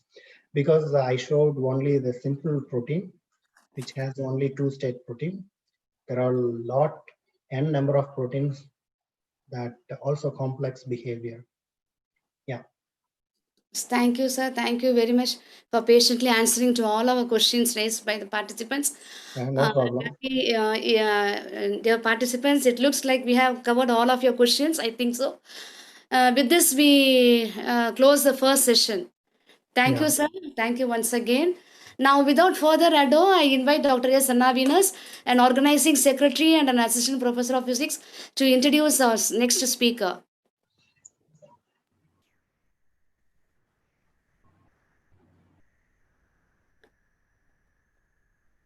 Shama. Yes, ma'am. Nice. I'm very happy and honored to introduce Dr. Pusparani Michael Roch, MSc PhD, scientist of Max 4 Laboratory, Lund University, Sweden. Dr. Pusparani Michael Roch holds a PhD in molecular and translational oncology from University Magna Grecia of Catanzaro, Italy. She is specialized in microfluidic systems for cell studies and mechatronics automation of microfluidic systems.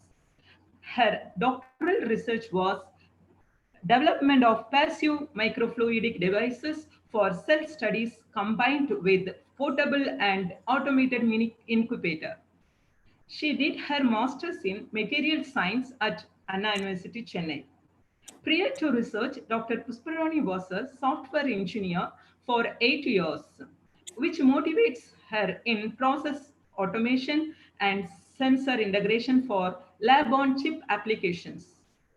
Currently, she works at Max 4 Laboratory, Lund University, to develop flow cells for protein analysis using X-ray spectroscopy techniques like XAS, SAXS, and SSX. She is the first Indian female researcher to be employed at the world's brightest and biggest synchrotron facility. She has many credits in academia like gold medalist in physics at Bharathidasan University in the year 2005, second rank holder at Anna University in the year 2007, Best Performer and Star Performer Awards at Tata Consultancy Services, Best Performer Award at King Abdullah University for Science and Technology, Kingdom of Saudi Arabia. Best Poster Award at the International Conference IMTB 2017 held in Slovenia in the year 2017. And also she is a Tamil Nadu state level hockey player.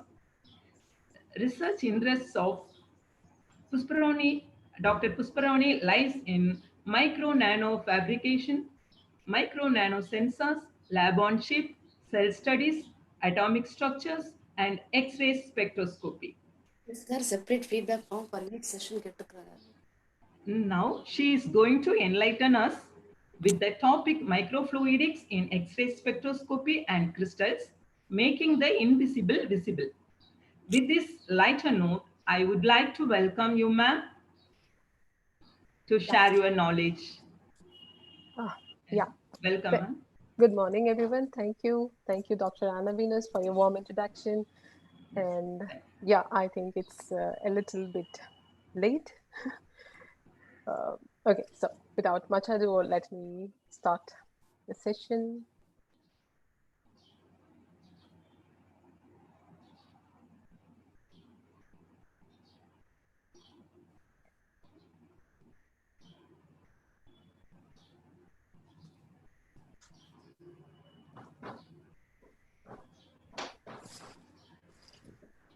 Sorry, I got my daughter. Okay. Am I audible? Yes, ma'am. Yes, okay. You can. Good morning, everyone. Today's second talk is microfluidics and X-ray spectroscopy. Thanks for having me here. So let me start straight away.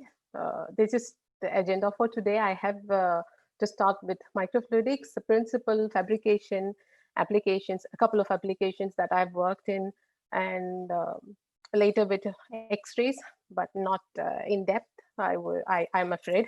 And then finally about microfluidics and X-ray spectroscopy studies. Okay. First thing I would say is microfluidics is a super technique. To call something a super technique or super something, we have to justify. Yeah, let me try my best to justify that. So this is microfluidics by definition. But let me make it precise. So anyone who likes to go through it may do it. I would say, as the name suggests, microfluidics is fluidics or flow of fluids in microscale.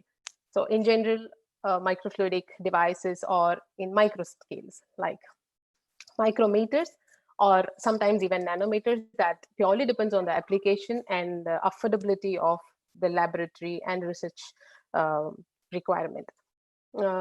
Most of the times the microscale is in width and the depth, but the length is always in millimeters because we need a lot of liberty in analytics. So we have longer systems, but the depth and width are in microscales or nanoscales. So we have higher precision and control and manipulation of fluids in these microscales. However, I would think not everyone could visualize how a micro scale would look like, because we have always seen water or fluids in taps, in pipes, in rivers, oceans, all in macro scales, right? So to understand or to think why micro scale would be much different from macro scale, yes, it is. The behavior of fluidics in micro and macro scales are totally different, that we call like fluidic turbulence and laminar flow. The laminarity is what we take complete liberty of, complete advantage of manipulation. So now let me justify point by point. So as I said, the geometries are in few microns, and as we diminish the size of the device, then we are diminishing the entire laboratory setup, right? We do not need that gigantic optical setup, that gigantic detection methods. So we make everything smaller. So this brings down the size of the laboratory, the cost and effectivity. And high predictability, yes, which at such low scales, we could be much more precise and we could make it more reproducible, and we could be at the point. So we can make it in situ. So we could be at the appropriate position where we have to look at the sample. We can make it very precise also. And yes, as mentioned, list of potential applications is too long. As I started 4-5 years ago with fluidics, microfluidics, now I see it keeps adding and adding. So it never ends. More to justify. So here you see on the left a couple of experiments. A couple of devices shown here. The one on the top left is a lab on a chip device. So it has both fluidic and electrical connections. So others are like other devices that we see. And this is one of my devices where we have hydrodynamic flow focusing, which means we have two buffers which act as sheets on the sides, and only we send the samples in the middle. We could make it 2-dimensional or 3-dimensional. This device is particularly 2-dimensional. This is fabricated in order to, one, to reduce the sample consumption, and number two, to avoid any radiation damage. So this was primarily used in X-ray spectroscopy. So I'll talk about it in later slides. So as I mentioned, it is ultra low volumes of fluids used, and we could translate it to lower energy as we use miniaturized stuff, and it is high throughput. Yes, we could produce multifolds of data, spectra, whatever we call, at a particular given time. Automation capabilities are, yes, limitless. The sky is a limit, I would say, because it is about the innovation or creativity of the researcher in the team and the requirement of the team. So there's no point in automating if there's no need, right? So automation is like limitless. And obviously it is biocompatible, chemically inert, depending on the type of experiment and the substrate we are going to use. Okay, about the low toxicity index, why it is so? There are certain hazardous or toxic experiments that happen, like solvent extraction or nuclear radioactive extraction, where in conservative models, we have a big laboratory setup, and we naturally have to use voluminous fluids or materials to detect. However, when we use these micro systems, we are naturally going to bring down the amount of samples, which translates to the radiation or hazardous effect reduced. And we could definitely put this micro systems into a enclosure like a glove box or glove bags to avoid any splashing, any spilling on the personnel who is working there. So this way we could bring down the toxicity index down. And high reusability, I always support for reusable devices rather than disposable devices, but this purely depends on the type of experiment we use, because most times we cannot afford to reuse the same device depending on the samples. But this fluidics is in general could be a reusable technique. So having said much about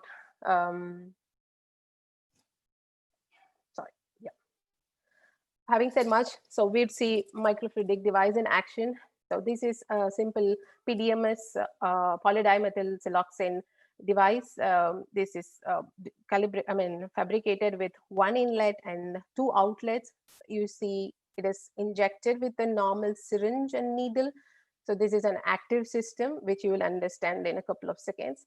And the fluid flows through the structure. So this could be naturally become a one inlet and two outlet, or even two inlet. So if there is a dye, or if there is a sample in this section 2, it could just follow the same path. And here we could make any mixing, separation, or flow focusing, and this could be an outlet. So this purely depends on the need and fit into any type of customization. This is another example. This is a paper-based microfluidic device, and here they have used two different food dyes, yellow and blue. This is basically for mixing or concentration gradients also, we could say. And after 20 minutes of the experiment, one could find that there was a proper mixing of colors, and after mixing blue and yellow, we should get a green. Yes, we got it. Okay, so yes, there are two types of microfluidic devices. Thanks to Dr. Premanand, he explained a little about this. It helped me here. So active systems are connected to some external sources for fluid injections and fluid recoveries too. That could be like any of these systems, valves or syringe pumps, peristaltic pumps, or magnetic pumps. But this also means that we have to connect them to a power source, right? So this becomes a huge setup. The setup becomes complex, and this does not help us in a lab on chip or point of care handheld devices, because I'm basically interested in a lab on a chip fabrication of devices. So then I thought, okay, this is not the right path. Then I'll go to passive microfluidic devices.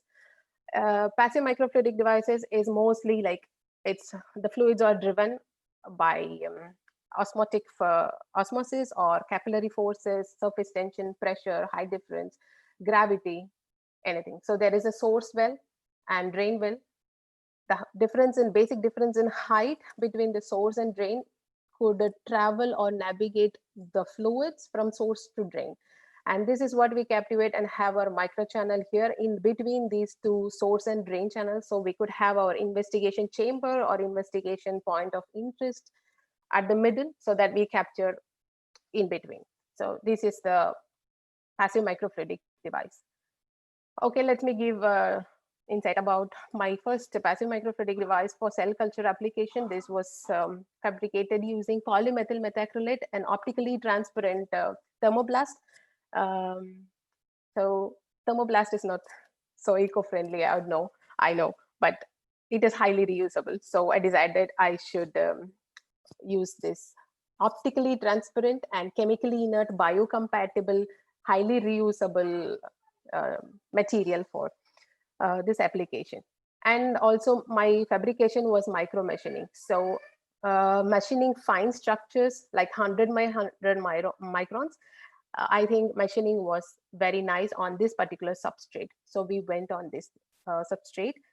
And these are 3 layers, made out of 3 layers. The top layer has only the holes for reservoirs, 3 inlet reservoirs where we will fill with media and nutrients, and the central cell culture chamber where the cells will be seeded at a later point of time. And these are waste outlets.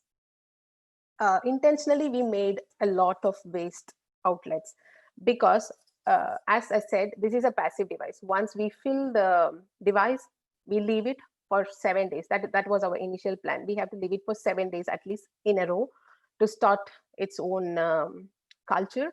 and we could just pipette out the waste at any points, so we do not need to be there often.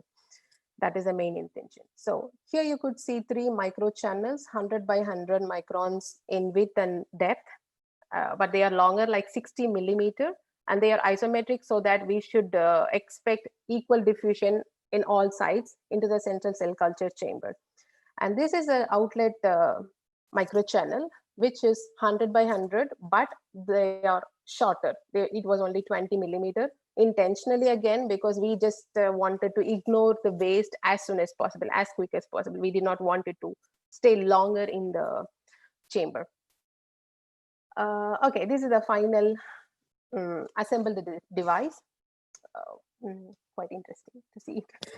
Okay, so here you could visually look at the microchannels. They are in the middle layer now.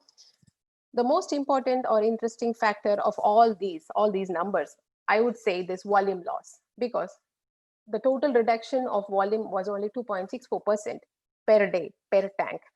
So the volumes, like if I'm going to fill the full capacity of each reservoir, then at the end of 7th day, I would still have a lot left over. So it says that there is no need of human intervention in between at all. So it could stay on its own, except for evaporation. So there was evaporation problems. That is why I went on with building mini incubator, which I'll show in later slides. Okay, this is initial flow rate experiments and simulations that I have performed for this device. Here, these are 3 food grade dyes, blue, red, and green. They are used to just for better visualization rather than the buffers, because we don't get it visually bright as what we see now. So one could see initial diffusion, which is equal in all the 3 channels. Using COMSOL multiphysics simulations, I was able to find the flow rate and diffusion pattern, and also the filling of central culture chamber. So this is the central culture chamber here. I had to understand at what point it fills fully, and then it was experimentally verified. It is found that both experimental and theoretical values were matching. So I had to proceed with the actual experiments, which was with melanoma primary tumor cells with RPMI and 50% fetal bovine serum as medium.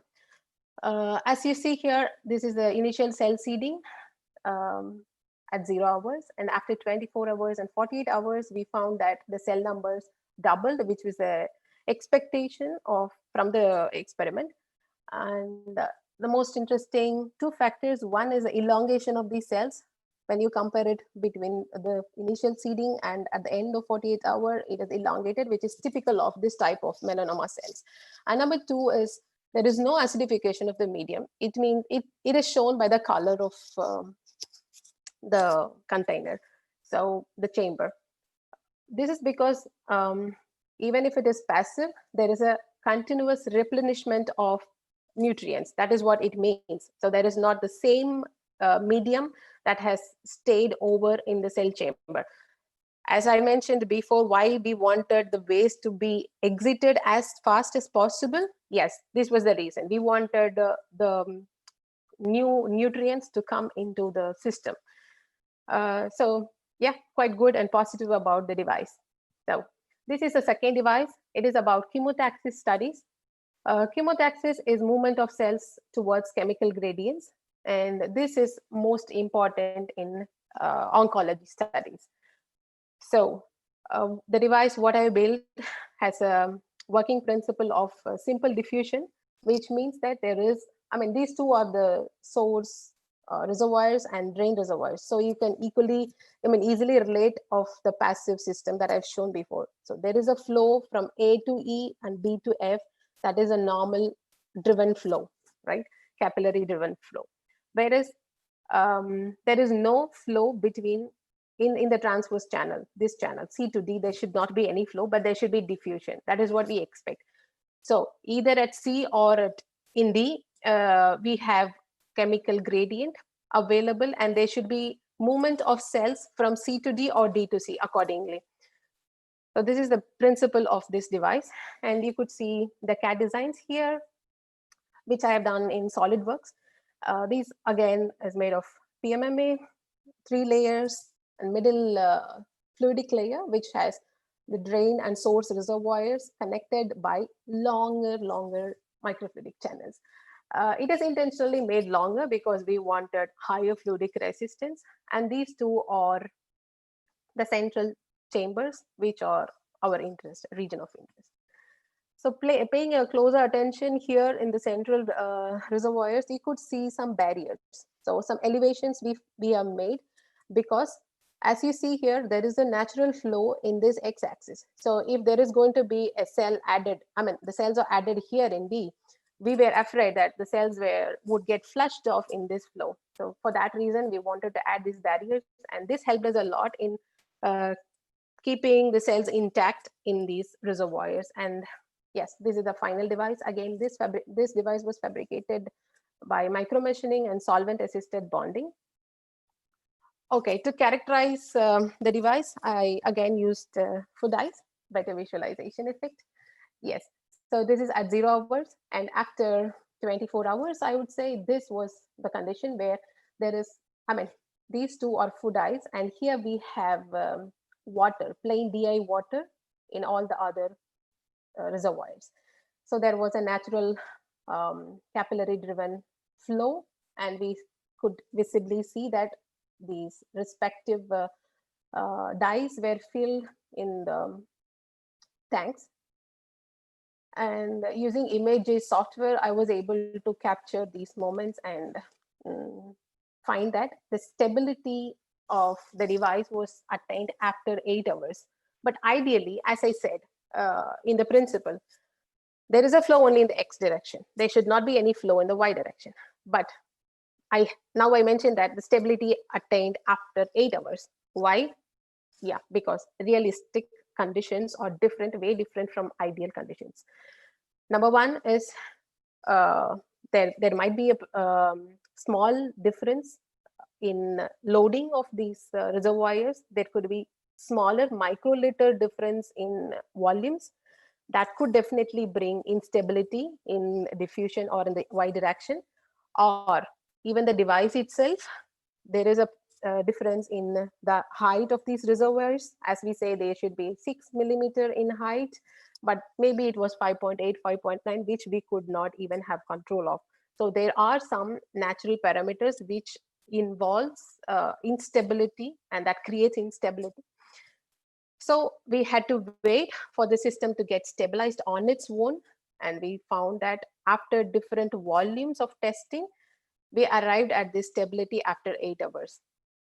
Then I was able to perform my actual experiment with culture medium, which is RPMI with 50% fetal bovine serum, and enriched medium with FBS was the nutrient here. So that traveled to this reservoir on the top, and cells were loaded at the bottom reservoir. So naturally, we expect after 8 hours that this once the enriched medium has arrived here, there should be a movement from bottom reservoir to the top reservoir, and we observe that after 20 minutes of stability, after stabilizing, there was movement of a single cell, and that is found to be 0.36 micrometer per minute. Very good agreement with the standard literature, and this was a success. Okay, so these are two examples. How about extendability and integration capabilities of microfluidic devices? Sky is the limit again, because as you see in these pictures, there are all sorts of different components that are connected peripherally to make it more extendable, highly integrated, controlled environments. So here is a summary.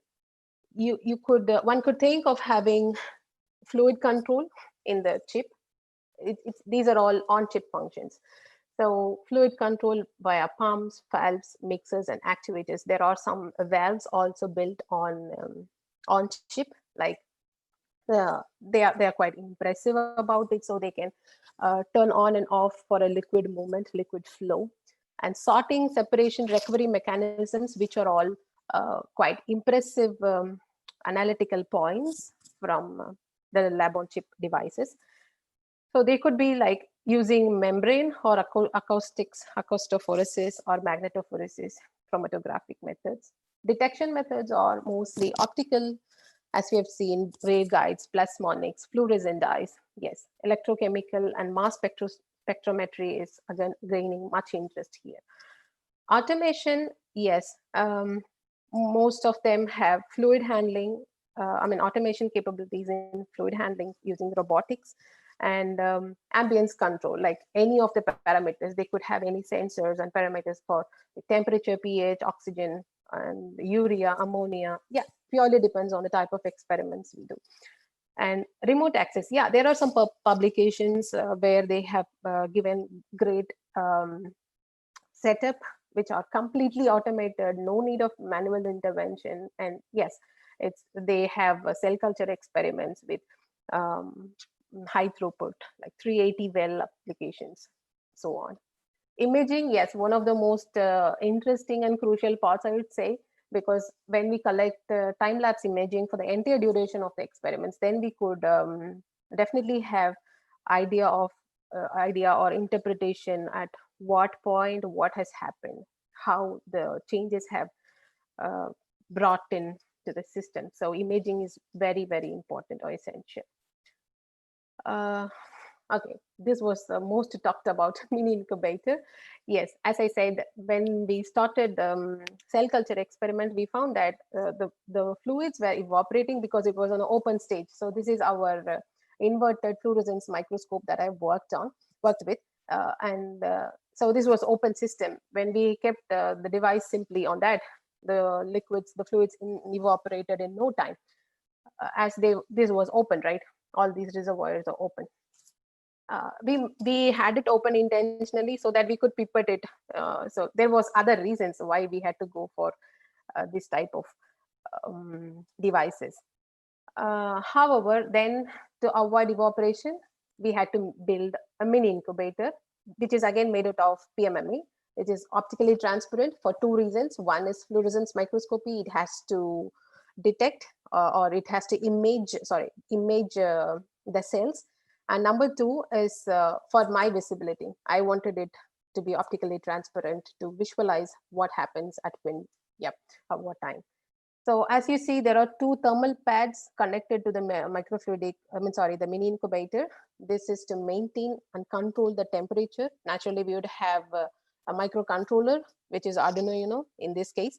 So I have connected the thermal pad and to the relay switch and micro air pump. Okay, this is quite interesting because there are two humidifier tanks filled with water at particular temperatures.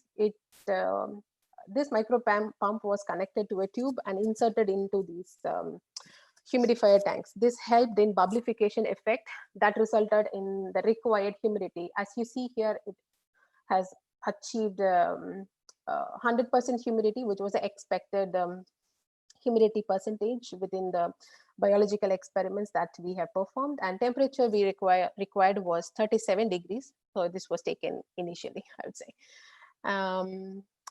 Yes, so yeah, and there was UVC LEDs, array of LEDs were present here.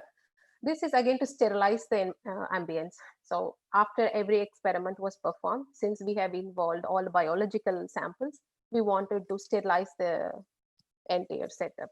So this is how the mini incubator helped. And one interesting thing here is it is a handy and portable incubator. So just removing the incubator from the microscope stage top will allow any of my colleagues to perform their routine experiments with the fluorescence microscope. So it is very handy, and it is a stage top for mainly constructed for the inverted microscope.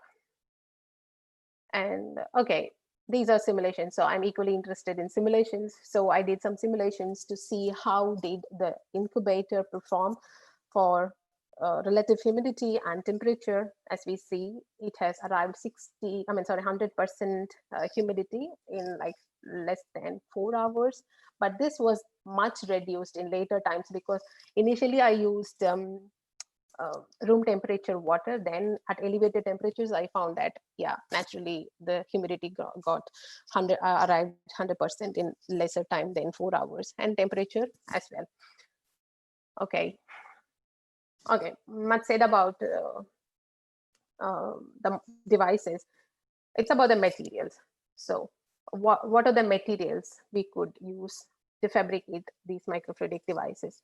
There are a lot of materials available now and coming up soon too. But what I suggest is to be wise in choosing materials. We have to be first eco-friendly at all. Yes, just think how much you could make it reusable if it is not eco-friendly. So that is where we have to make a compromise. But if the requirement is totally different, we don't have a choice. Yes, we have to go to it. Otherwise, the materials in trend are paper and thermoplast like polymetal methacrylate, PMMA, polycarbonate PC, polystyrene PS, and resins like clear resin and high temperature resins. These are the devices that I have fabricated here. And silicon based devices and fabric. Yes, quite interesting and growing attentions here because there are wearable sensors that are fabricated using these fabrics. Textile sensors are coming up now. So yeah, a wide range of materials that you could use. And next, the methods. So there are different techniques. Again, it is about the availability and the requirement. So finally, everything ends there. We have to be wise in choosing what we have and how we can perform. So this is about conventional machining, and the soft lithography or more common methods. Injection molding, yeah, I would not say it is not familiar, but it is like quite complex and expensive. But the positive side is mass production. When you think of mass producing your devices, definitely you could go for injection molding because it takes much time to produce a mask. Otherwise, producing devices would be like in no time you could produce a lots and lots of devices. And this is laser ablation that I have used. Oh my God, it's not playing. I don't know why. Okay. So this is the laser ablation tool that I have used to cut my microfluidic devices in polyimide films. So the several other factors which will influence the fabrication methods and the materials would be technology and availability of equipment, cost, speed. Yeah, at what speed you would need the devices for you, and fabrication capabilities. Yes, as I mentioned before, I wanted to have 100 by 100 microns in for the cell culture studies. So at that time, it was only with fluorescence. Fluorescence microscope. So I did not mind much about anything else like the bottom's roughness that would be created in micro machining. So I was always in favor of micro machining. But when I moved to X-ray spectroscopy, then I found that technique would not at all fit into X-ray spectroscopy because that gives a lot of backscattering when you have small roughness in the system at the bottom. So then ablation was a better technique then. Again, finally, the substrate. So you should understand how the substrate would react to all these methods of fabrication. Okay, a small picture to justify or just to give a visual effect of how the fabrication cost goes up as we have the silicon glass and thermosets, because they are mostly used in research applications, whereas the paper and thermoplastics have become like very commercial end. They have commercial end for these microfluidic devices. Okay, areas of applications are quite broad. Though we claim microfluidics to be a concept of physics, I think it is now become everywhere, omnipresent in research. And it has gone till energy harvesting, environment. So we could also see some publications on soil on chip. Yes, they are like quite impressive. They are there in marine studies, oil extraction, emulsions, everywhere. Yeah. So microfluidic market has ever since started, it has only grown. Okay, so this picture is very viral these days. Yes, COVID-19. So we have not left the latest also. So we have microfluidic chips to amplify and polymerize. The COVID-19 studies are also happening using microfluidic devices, and we hope something gets in picture soon. And why do we have to use microfluidics in such vital stuff? Because we have quick sample to result turnaround, because that is the most important um, feature or the requisite for such contagious environments. And how do we have to make it affordable? Yeah, these two are making it more interesting technique to be adapted to the latest also. And environment. Okay, let me give a quick note on what is a ballast water. Ship ballast is ballast tank is a vessel, small vessel that is placed. I mean, small, not a small vessel; it's a big one. It is placed under the tank or the ship, we would say. This is mainly for stability of the entire tank, the vessel, the ship. At the loading port, I mean, at the source port, the local seawater will be loaded inside, and at the destination port, they'll be unloaded. This is basically done to stabilize the flow in the ship for the entire journey. And when the when the loading happens, it is along with the species, the native species. So they are also transported from source to destination. So it is estimated that 7,000 species are ported every hour. So it is quite a big number. So we might not think much about what is the effect or ill effect impact of this transportation. This has led to a treaty between countries saying that you should definitely disinfect all the organisms, microorganisms, before you are unloading it in our port. So it has happened like that. Because they are toxic, sometimes they are hazardous to the geography, local geography where they are unloaded. In this condition, there is a microfluidic device that was developed, which has used only 40 microliter of sample and validated a particular solution to check whether the desalina algae in the ballast water was able to be cleared or disinfected. So this way we could definitely be helping the environment also. Solvent extraction, as I mentioned before, there are some hazardous experiments that are performed using microfluidic devices. This will definitely bring down the toxicity index down, because we work with some radioactive and ionizing radiations, and nuclear industry has prioritized raw material economy and recycling, minimization of the final waste, environmental footprint reduction. So there are so many factors that we would have to think of when we work with such kind of experiments. Yes, batteries, inevitable of this technological world.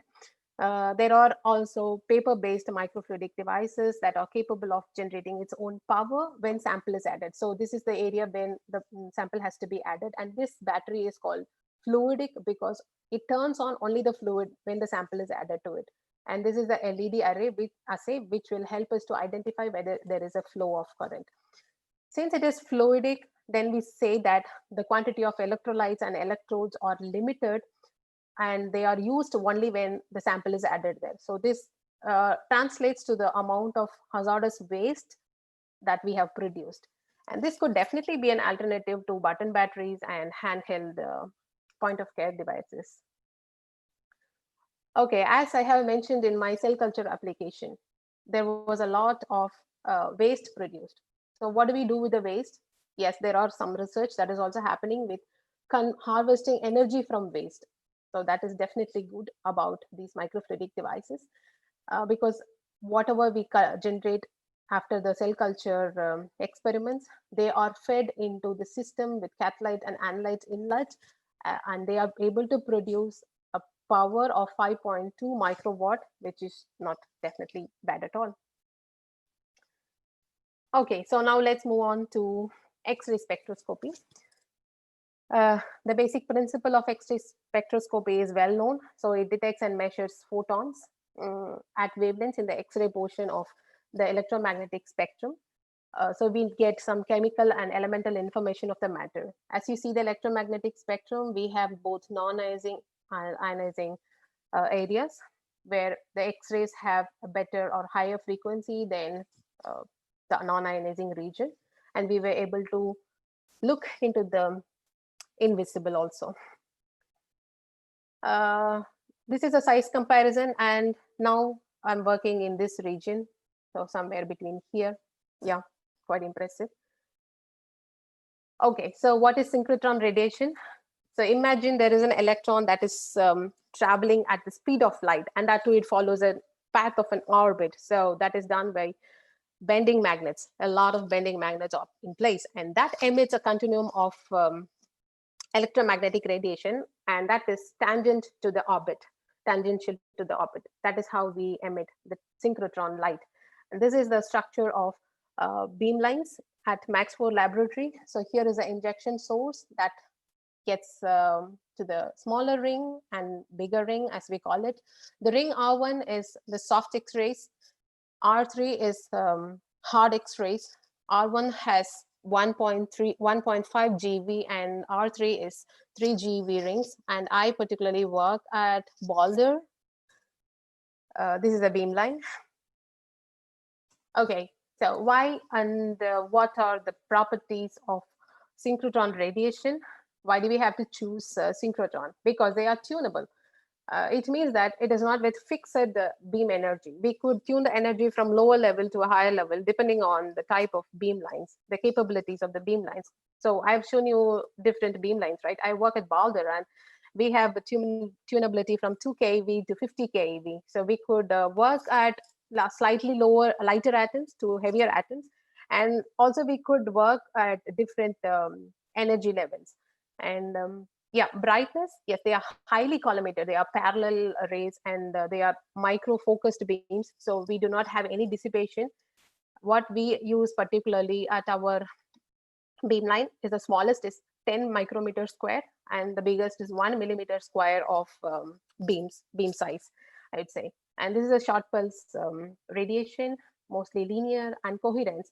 It is coherent because we have undulator in place. Undulator is a set of dipole magnets structurally placed. So when an electron beam is injected here, it has to travel and bend according to the path. Finally, we get the synchrotron radiation, which is completely synchronized and coherent. So it is guided through these beam lines. Okay, X-ray absorption spectroscopy. These are different techniques. So one is absorption spectroscopy, which is to determine the local geometric and electronic structure of matter. This helps us to identify the information about the atomic energy level structure. And by tuning the beam energy, so as I mentioned before, we can tune the energy according to the shell levels. So when you have to excite an electron from a particular shell, be it K shell, so we have to understand what is the energy level of the binded electron there. Then we have to tune the beam according to that energy, so that, little higher, 50 to 100 eV higher than that energy. So we are able to push that electron out of that shell to understand, to read the qualities of it. According to the electron we excite, then we call it K, L, or M edges. Okay.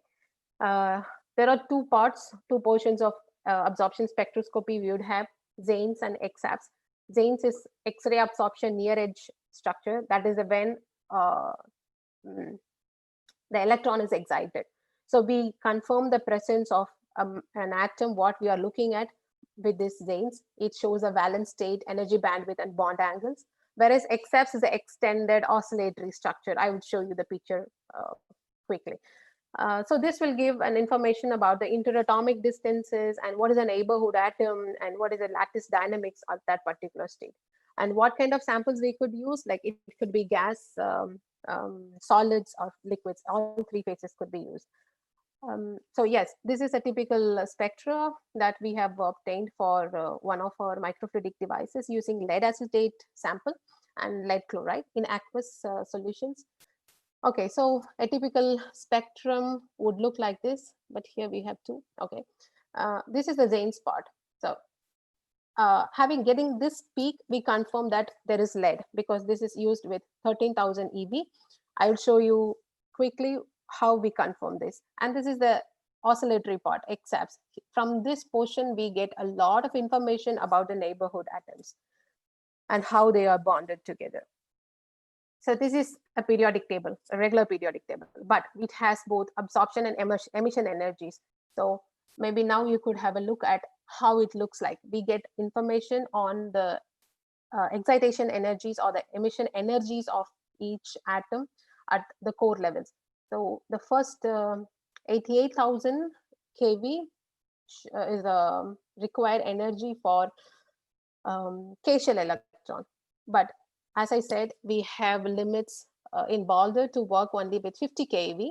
Thus, we reduce to 13 keV to excite the L shell electron. Yes, so this is how we have the entire periodic table, and we could accordingly choose or tune our X-ray beams to excite the respective electrons.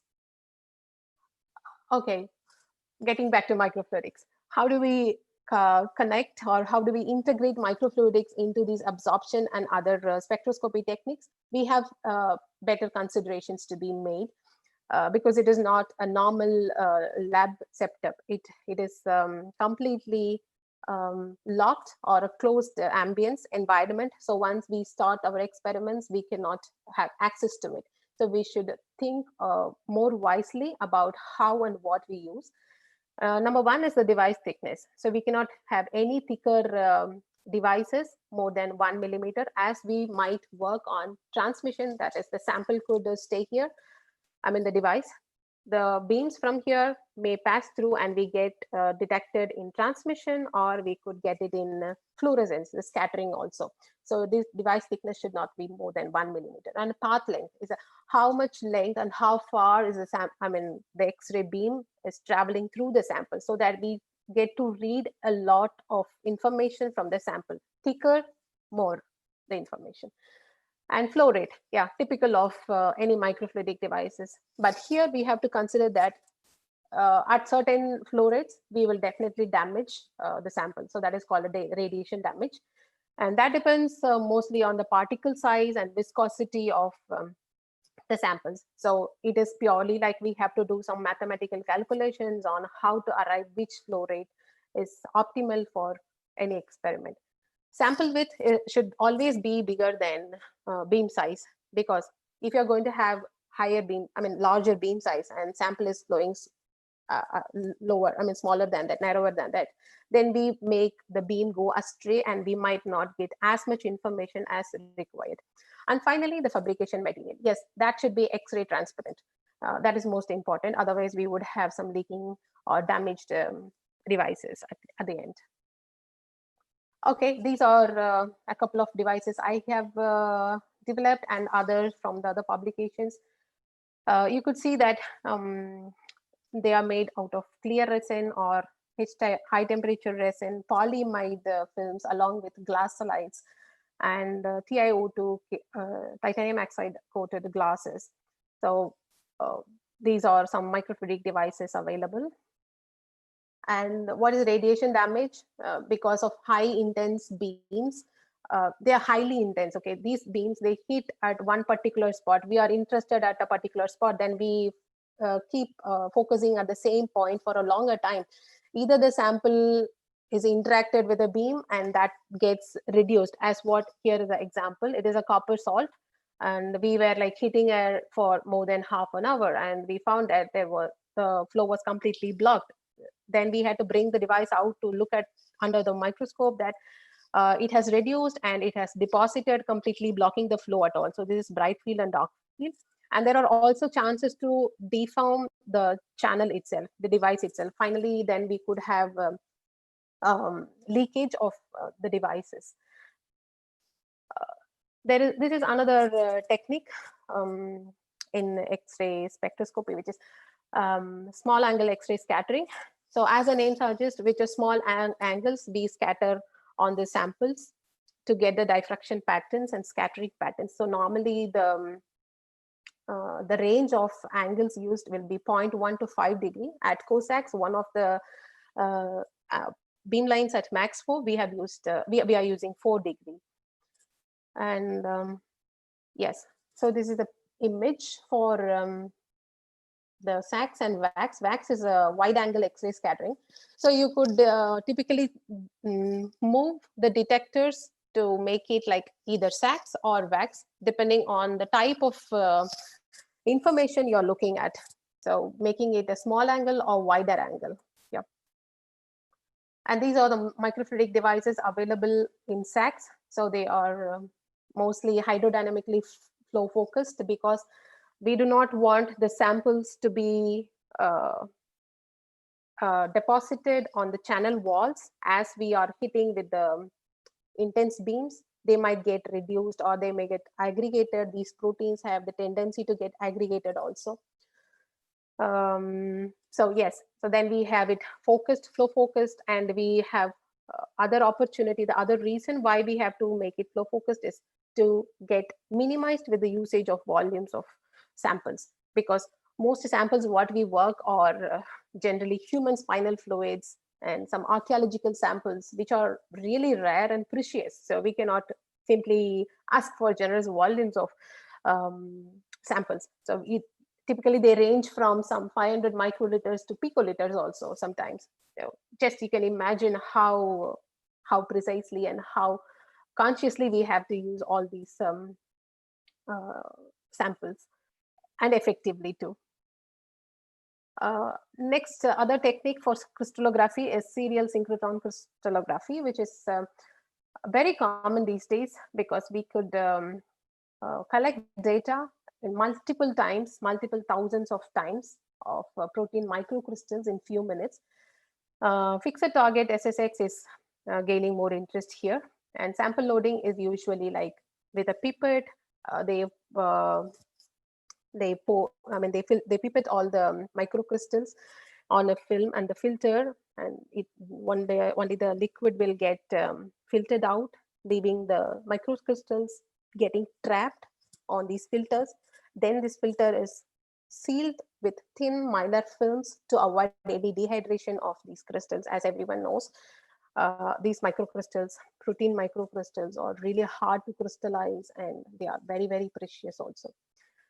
This is a video clip that is shot at Biomax, one of the biological sample beamline at a Max 4 laboratory.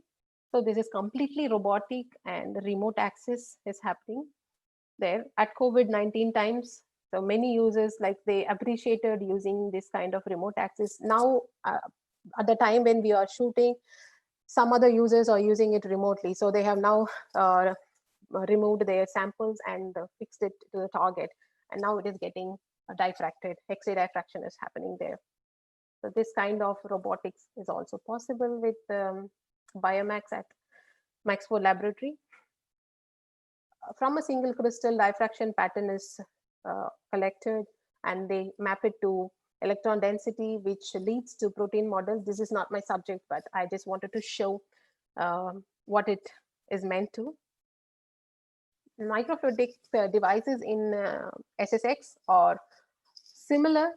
Most of the X-ray studies have flow focusing. There is a sample in between and buffer flows on the sides. This is basically to avoid the more volumes, and number two, to be precise. So as you see here, the crystal is of some micro ranges, 20 microns, for example, and the beam is 15 micrometers. So then we have much precision of hitting the sample exactly, hitting a single crystal exactly. So that is the reason, again, why we have to have a flow focused sample. This is one picture from my initial slides. Okay, so what are the challenges we would have? Obviously, the challenges are inevitable too in any technique. Then it is about the technological advancement. It has to be avoiding any radiation damage. It has to be biocompatible. It has to be affordable. And what we need is highly interdisciplinary team, because we need physicists, biologists, chemists, biochemists, biotechnologists, mechatronic person. So we need a lot of people. It's completely interdisciplinary there. And okay, we need funding. So it's quite attractive to understand or to see the capabilities of such devices, but then we need funds. And yes, finally, what is that? We need some take-home messages, right? Okay, microfluidics. What do you think of microfluidics? At the moment you should think of reduction. It is reduction of volumes. So we can reduce the reagent volume or solvent samples, and reduction of waste. Yes, that translates to waste reduction too. And reduction of consumption of energy, water, gas. So we have to be eco-friendly also. And what is a plus? Big plus, it's high throughput.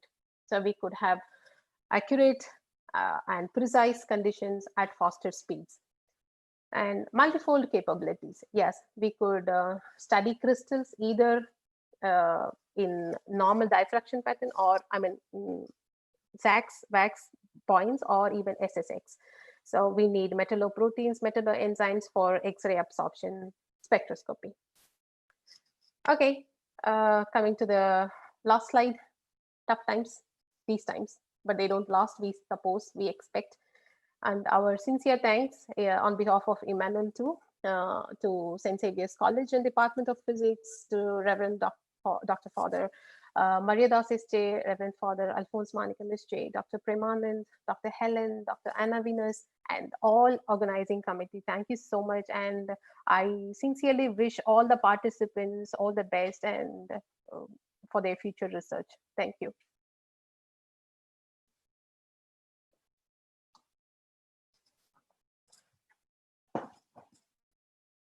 So time for questions.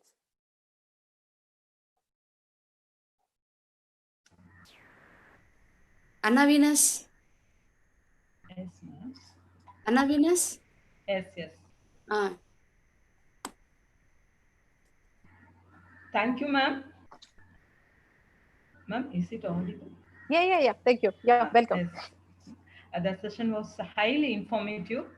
Now it's time for discussion. Participants, if you have any more doubt, you can post your questions in the chat box. Many participants have posted their questions in the chat box, ma'am. Okay. Ma'am, shall I read the questions? Yeah, Some yeah, of the questions let us clarify. Okay.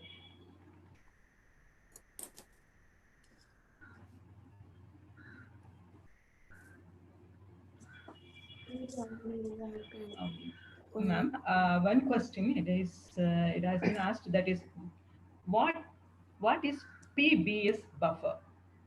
It's a phosphate buffer. So it is a general buffer which has higher salinity. So we use it in combination with all proteins at same pH, but we have to understand at which pH level we use it. So it has to be compatible with the sample pH. Okay. Yes, ma'am. Another one question. What is solvent-assisted bonding?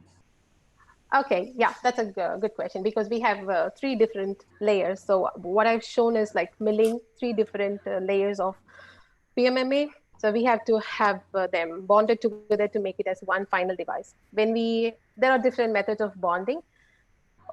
Typically what the solvent assisted bonding is, to immerse each layer in a solvent of choice. What I have used is absolute ethanol, anhydrous. So that would be immersed for a duration of time, and then it has to be properly assembled with alignment holes, and then put under a hot plate and thermal press.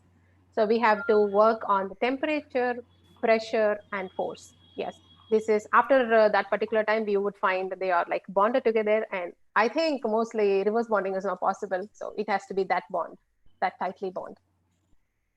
Okay. Yeah. Okay. Then another question.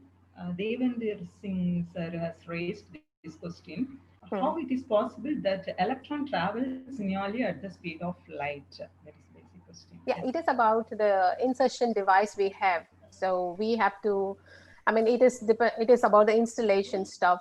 So there are some capabilities we have to use highly equipped and very high-fi installation capabilities are required to insert electrons at the speed of light, and that to travel at in a particular orbit. So yeah, it's about installation. Okay, thank you, ma'am. Next question. What is WAX-SAXS? That how explained is what is WAX-SAXS? I think it is wax and sacs. Okay. Okay, when a sample is placed, then you hit with X-ray beam. It can either be scattered at a wide angle or a small angle. If it is a small angle, then it is SAX, small angle X-ray scattering. It is typically in the range of 0.1 to 5 degree angle. Yep. And wide angles are always higher, like 60 to 80 degrees. And you have different patterns observed, like internal intrusive structures are studied with SAX, whereas the wax is the external patterns. So it is about the interest of the research group, either to follow SAX or wax. Okay, ma'am. The next question is serial synchrotron crystallography is applicable for materials analysis. It is for protein crystal studies. It is mostly crystallography. Okay. Yeah. Then Material another analysis could be done in absorption spectroscopy or other kind of techniques, mostly. Okay. What are the advantages and disadvantages of using paper-based microfluidic chips? Okay, as a microfluidic person, I think I would be more impressed for the positives, because there are always pros and cons, but paper-based microfluidic devices are eco-friendly, number one, and number two is easy to fabricate. Number three, they are affordable. They come in very affordable prices, and you can pattern anything, any designs. There is no, uh, there is no restriction there. And the same is a weakness of the system too. When you have the system, then you have to make it three-dimensional, which is a little difficult. And number two, I would say it is about the life. You have to choose, you have to coat the system, the substrate with better materials. Then the coating should be compatible with the experiments, with the samples we work on. So then you have to do a lot of study on that. Okay. Yeah. Yes, ma'am. Then next question raised by Charles, uh, Mr. Charles, that is in X-ray absorption spectroscopy, you mentioned about the local electronic structure. Can you explain a little bit, elaborate? Yeah, okay. So as we have seen the Saints structure. Okay. So here, so this is called Zane's area, the Zane's region, where we will get information about the edges. This is the actual rising edge, this long path. And here is a pre-edge. This is called the pre-edge, and this is the actual K or L or M edge as we excite the electron, core electron. So with this information, we will be able to see if we are exciting the exact electron at all. So the presence of that particular atom is confirmed with this edge, number one. And number two is the pre-edge. So if this this does not have, this spectrum does not have pre-edge, but there are some experiments or spectra which will have pre-edge. So that definitely shows that there is either a reduction or other alternate formation. There is a shift of the structures. So then we will understand with this shift, with this wavelength of shift, we will have to interpret what is the local electronic structure, how the structure has changed from X to X dash. Yeah. Okay, ma'am. Some participants have raised their hand. Let me unmute them. Okay. Renuka. Mm-hmm. Renuka, ma'am. Have you unmuted? Yes. Anna, Yes. unmute them. Yeah, I asked her to unmute. Renuka ma'am?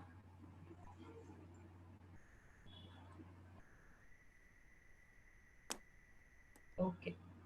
Renuka Devi, ma'am. Renuka Devi ma'am? Okay. Okay. Anyway, Next. all the posted questions have been cleared, ma'am. Okay, yeah.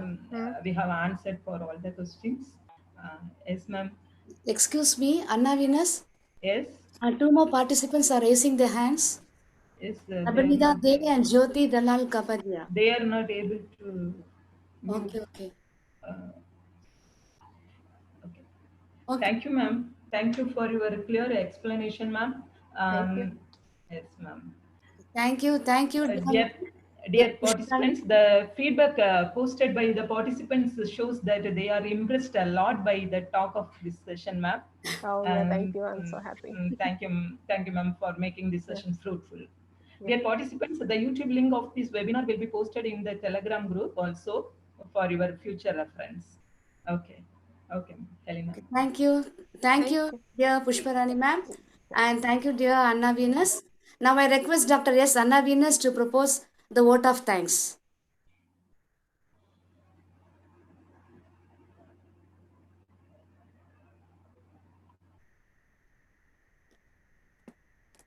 Anna? Yes.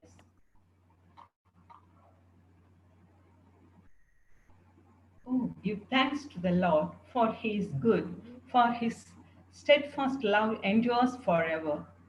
We raise our heart in gratitude and thank Almighty for his blessings for the successful completion of this international webinar conducted by Department of Physics, St. Xavier's College, Palayamkottai. Our heartfelt thanks to our rector, Reverend Father Dr. B. Henry Jerome, SJ, our secretary, Reverend Dr. Alphonse Monicum, SJ, who always stand by us and lead us with their constant encouragement. We express our sincere thanks to Reverend Father Dr. S. Mariadas, SJ, for awakening the passion and desire to support as a leader to reach the goal of success. Now, our deep sense of gratitude to our distinguished speaker, Dr. V. Emmanuel, the researcher of Department of Health Sciences, University Magna Graecia of Catanzaro, Italy, for excellent way of delivering the talk on single molecule crystal studies and optical nano biosensors, integrated waveguide and SERS, which is in need for the current scenario. Thank you, sir, for your precious time with us. We are very grateful to Dr. Pusparani Michael Rich, ma'am, the scientist of Max 4 Laboratory, Land University, Sweden, for making this session interesting and meaningful. Thank you, ma'am, for accepting our invitation. Our special thanks to our head of the Department of Physics, Dr. D. Premanand, for rendering us all possible support to organize this webinar in a meaningful way. We also extend our gratitude to the Deputy Principal, Dr. B.S. Joseph Albert, and the IQAC Coordinator, Dr. A. Lourdeswamy, for their moral support. I would like to thank the organizing secretary, Dr. B. Helena, and all the staff members of our department for their effort to make this webinar a grand successful one by giving their valuable guidance. We also thank Professor Winston and Mr. H. Sanger and other members of IPC for their minute-to-minute technical support. Our sincere thanks to all the participants for your enormous cooperation for the smooth conduction of the webinar. Finally, we thank all those who helped for the grand success of this international webinar. Thanks, one and all. Thank you. Thank you. Thank you. Once again, I thank each and every one of you for being with us and taking part in this session. Today, we hope that we have answered all your questions, and also we hope that this session would have been meaningful and useful for each and every one of us. Thank you. Thank you. A gentle reminder for the participants, the feedback will be put in the chat box. Kindly fill and submit it. While filling the feedback form, please do listen to the thought-provoking song.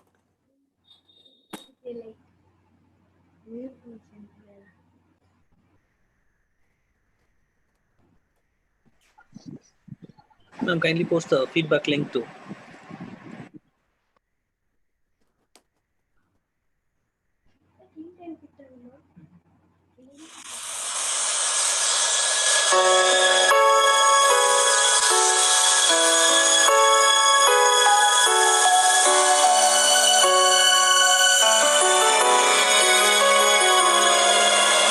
In my dream, children sing a song of love for every boy and girl.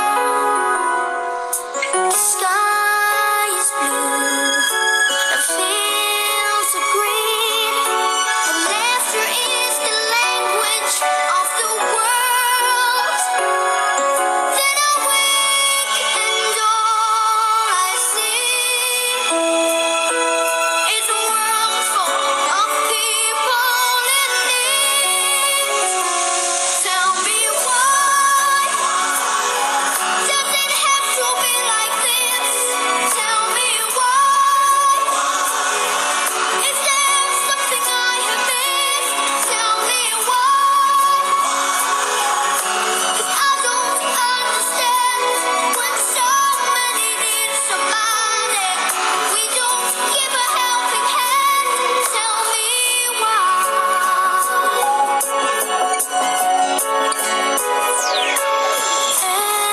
Every day I ask myself, what will I have to do to be a man? Do I have to stand and fight to prove to everybody who I am? Is that what my life is for? To waste it, a world full of war. Tell me why does it have to be like this? Tell me why. Is there something I have missed? Tell me why. 'Cause I don't understand when so many need somebody. We don't give a helping hand. Tell me why. Tell me why. Tell me why. Just tell me why. Tell me why. Does it have to be like this? Tell me why. Is there something I have missed? Tell me why.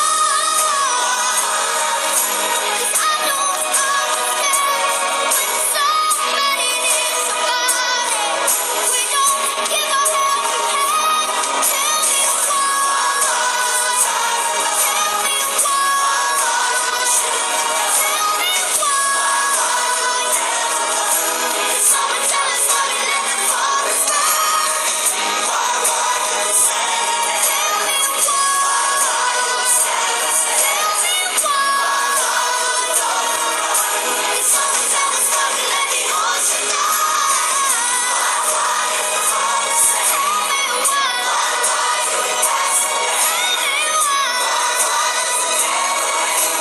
Someone tell us why we cannot just be friends.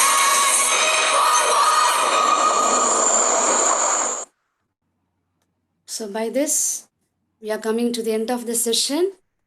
Really, with this thought-provoking song, every one of us would contemplate on it during this pandemic situation. Thank you for your active participation on behalf of all the physics department staff, department staff members. We thank each and every one of you.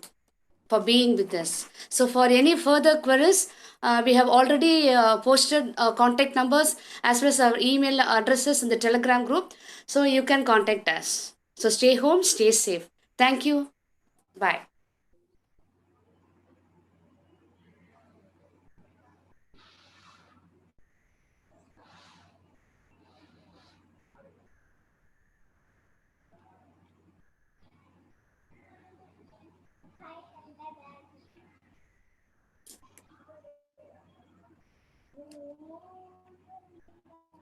Yes, thank you, one and all, once again. Ma'am, Yes, Anna? feedback Yes, feedback link posted. feedback feedback link post பண்ணியாச்சுல? Yes, post Panyashma.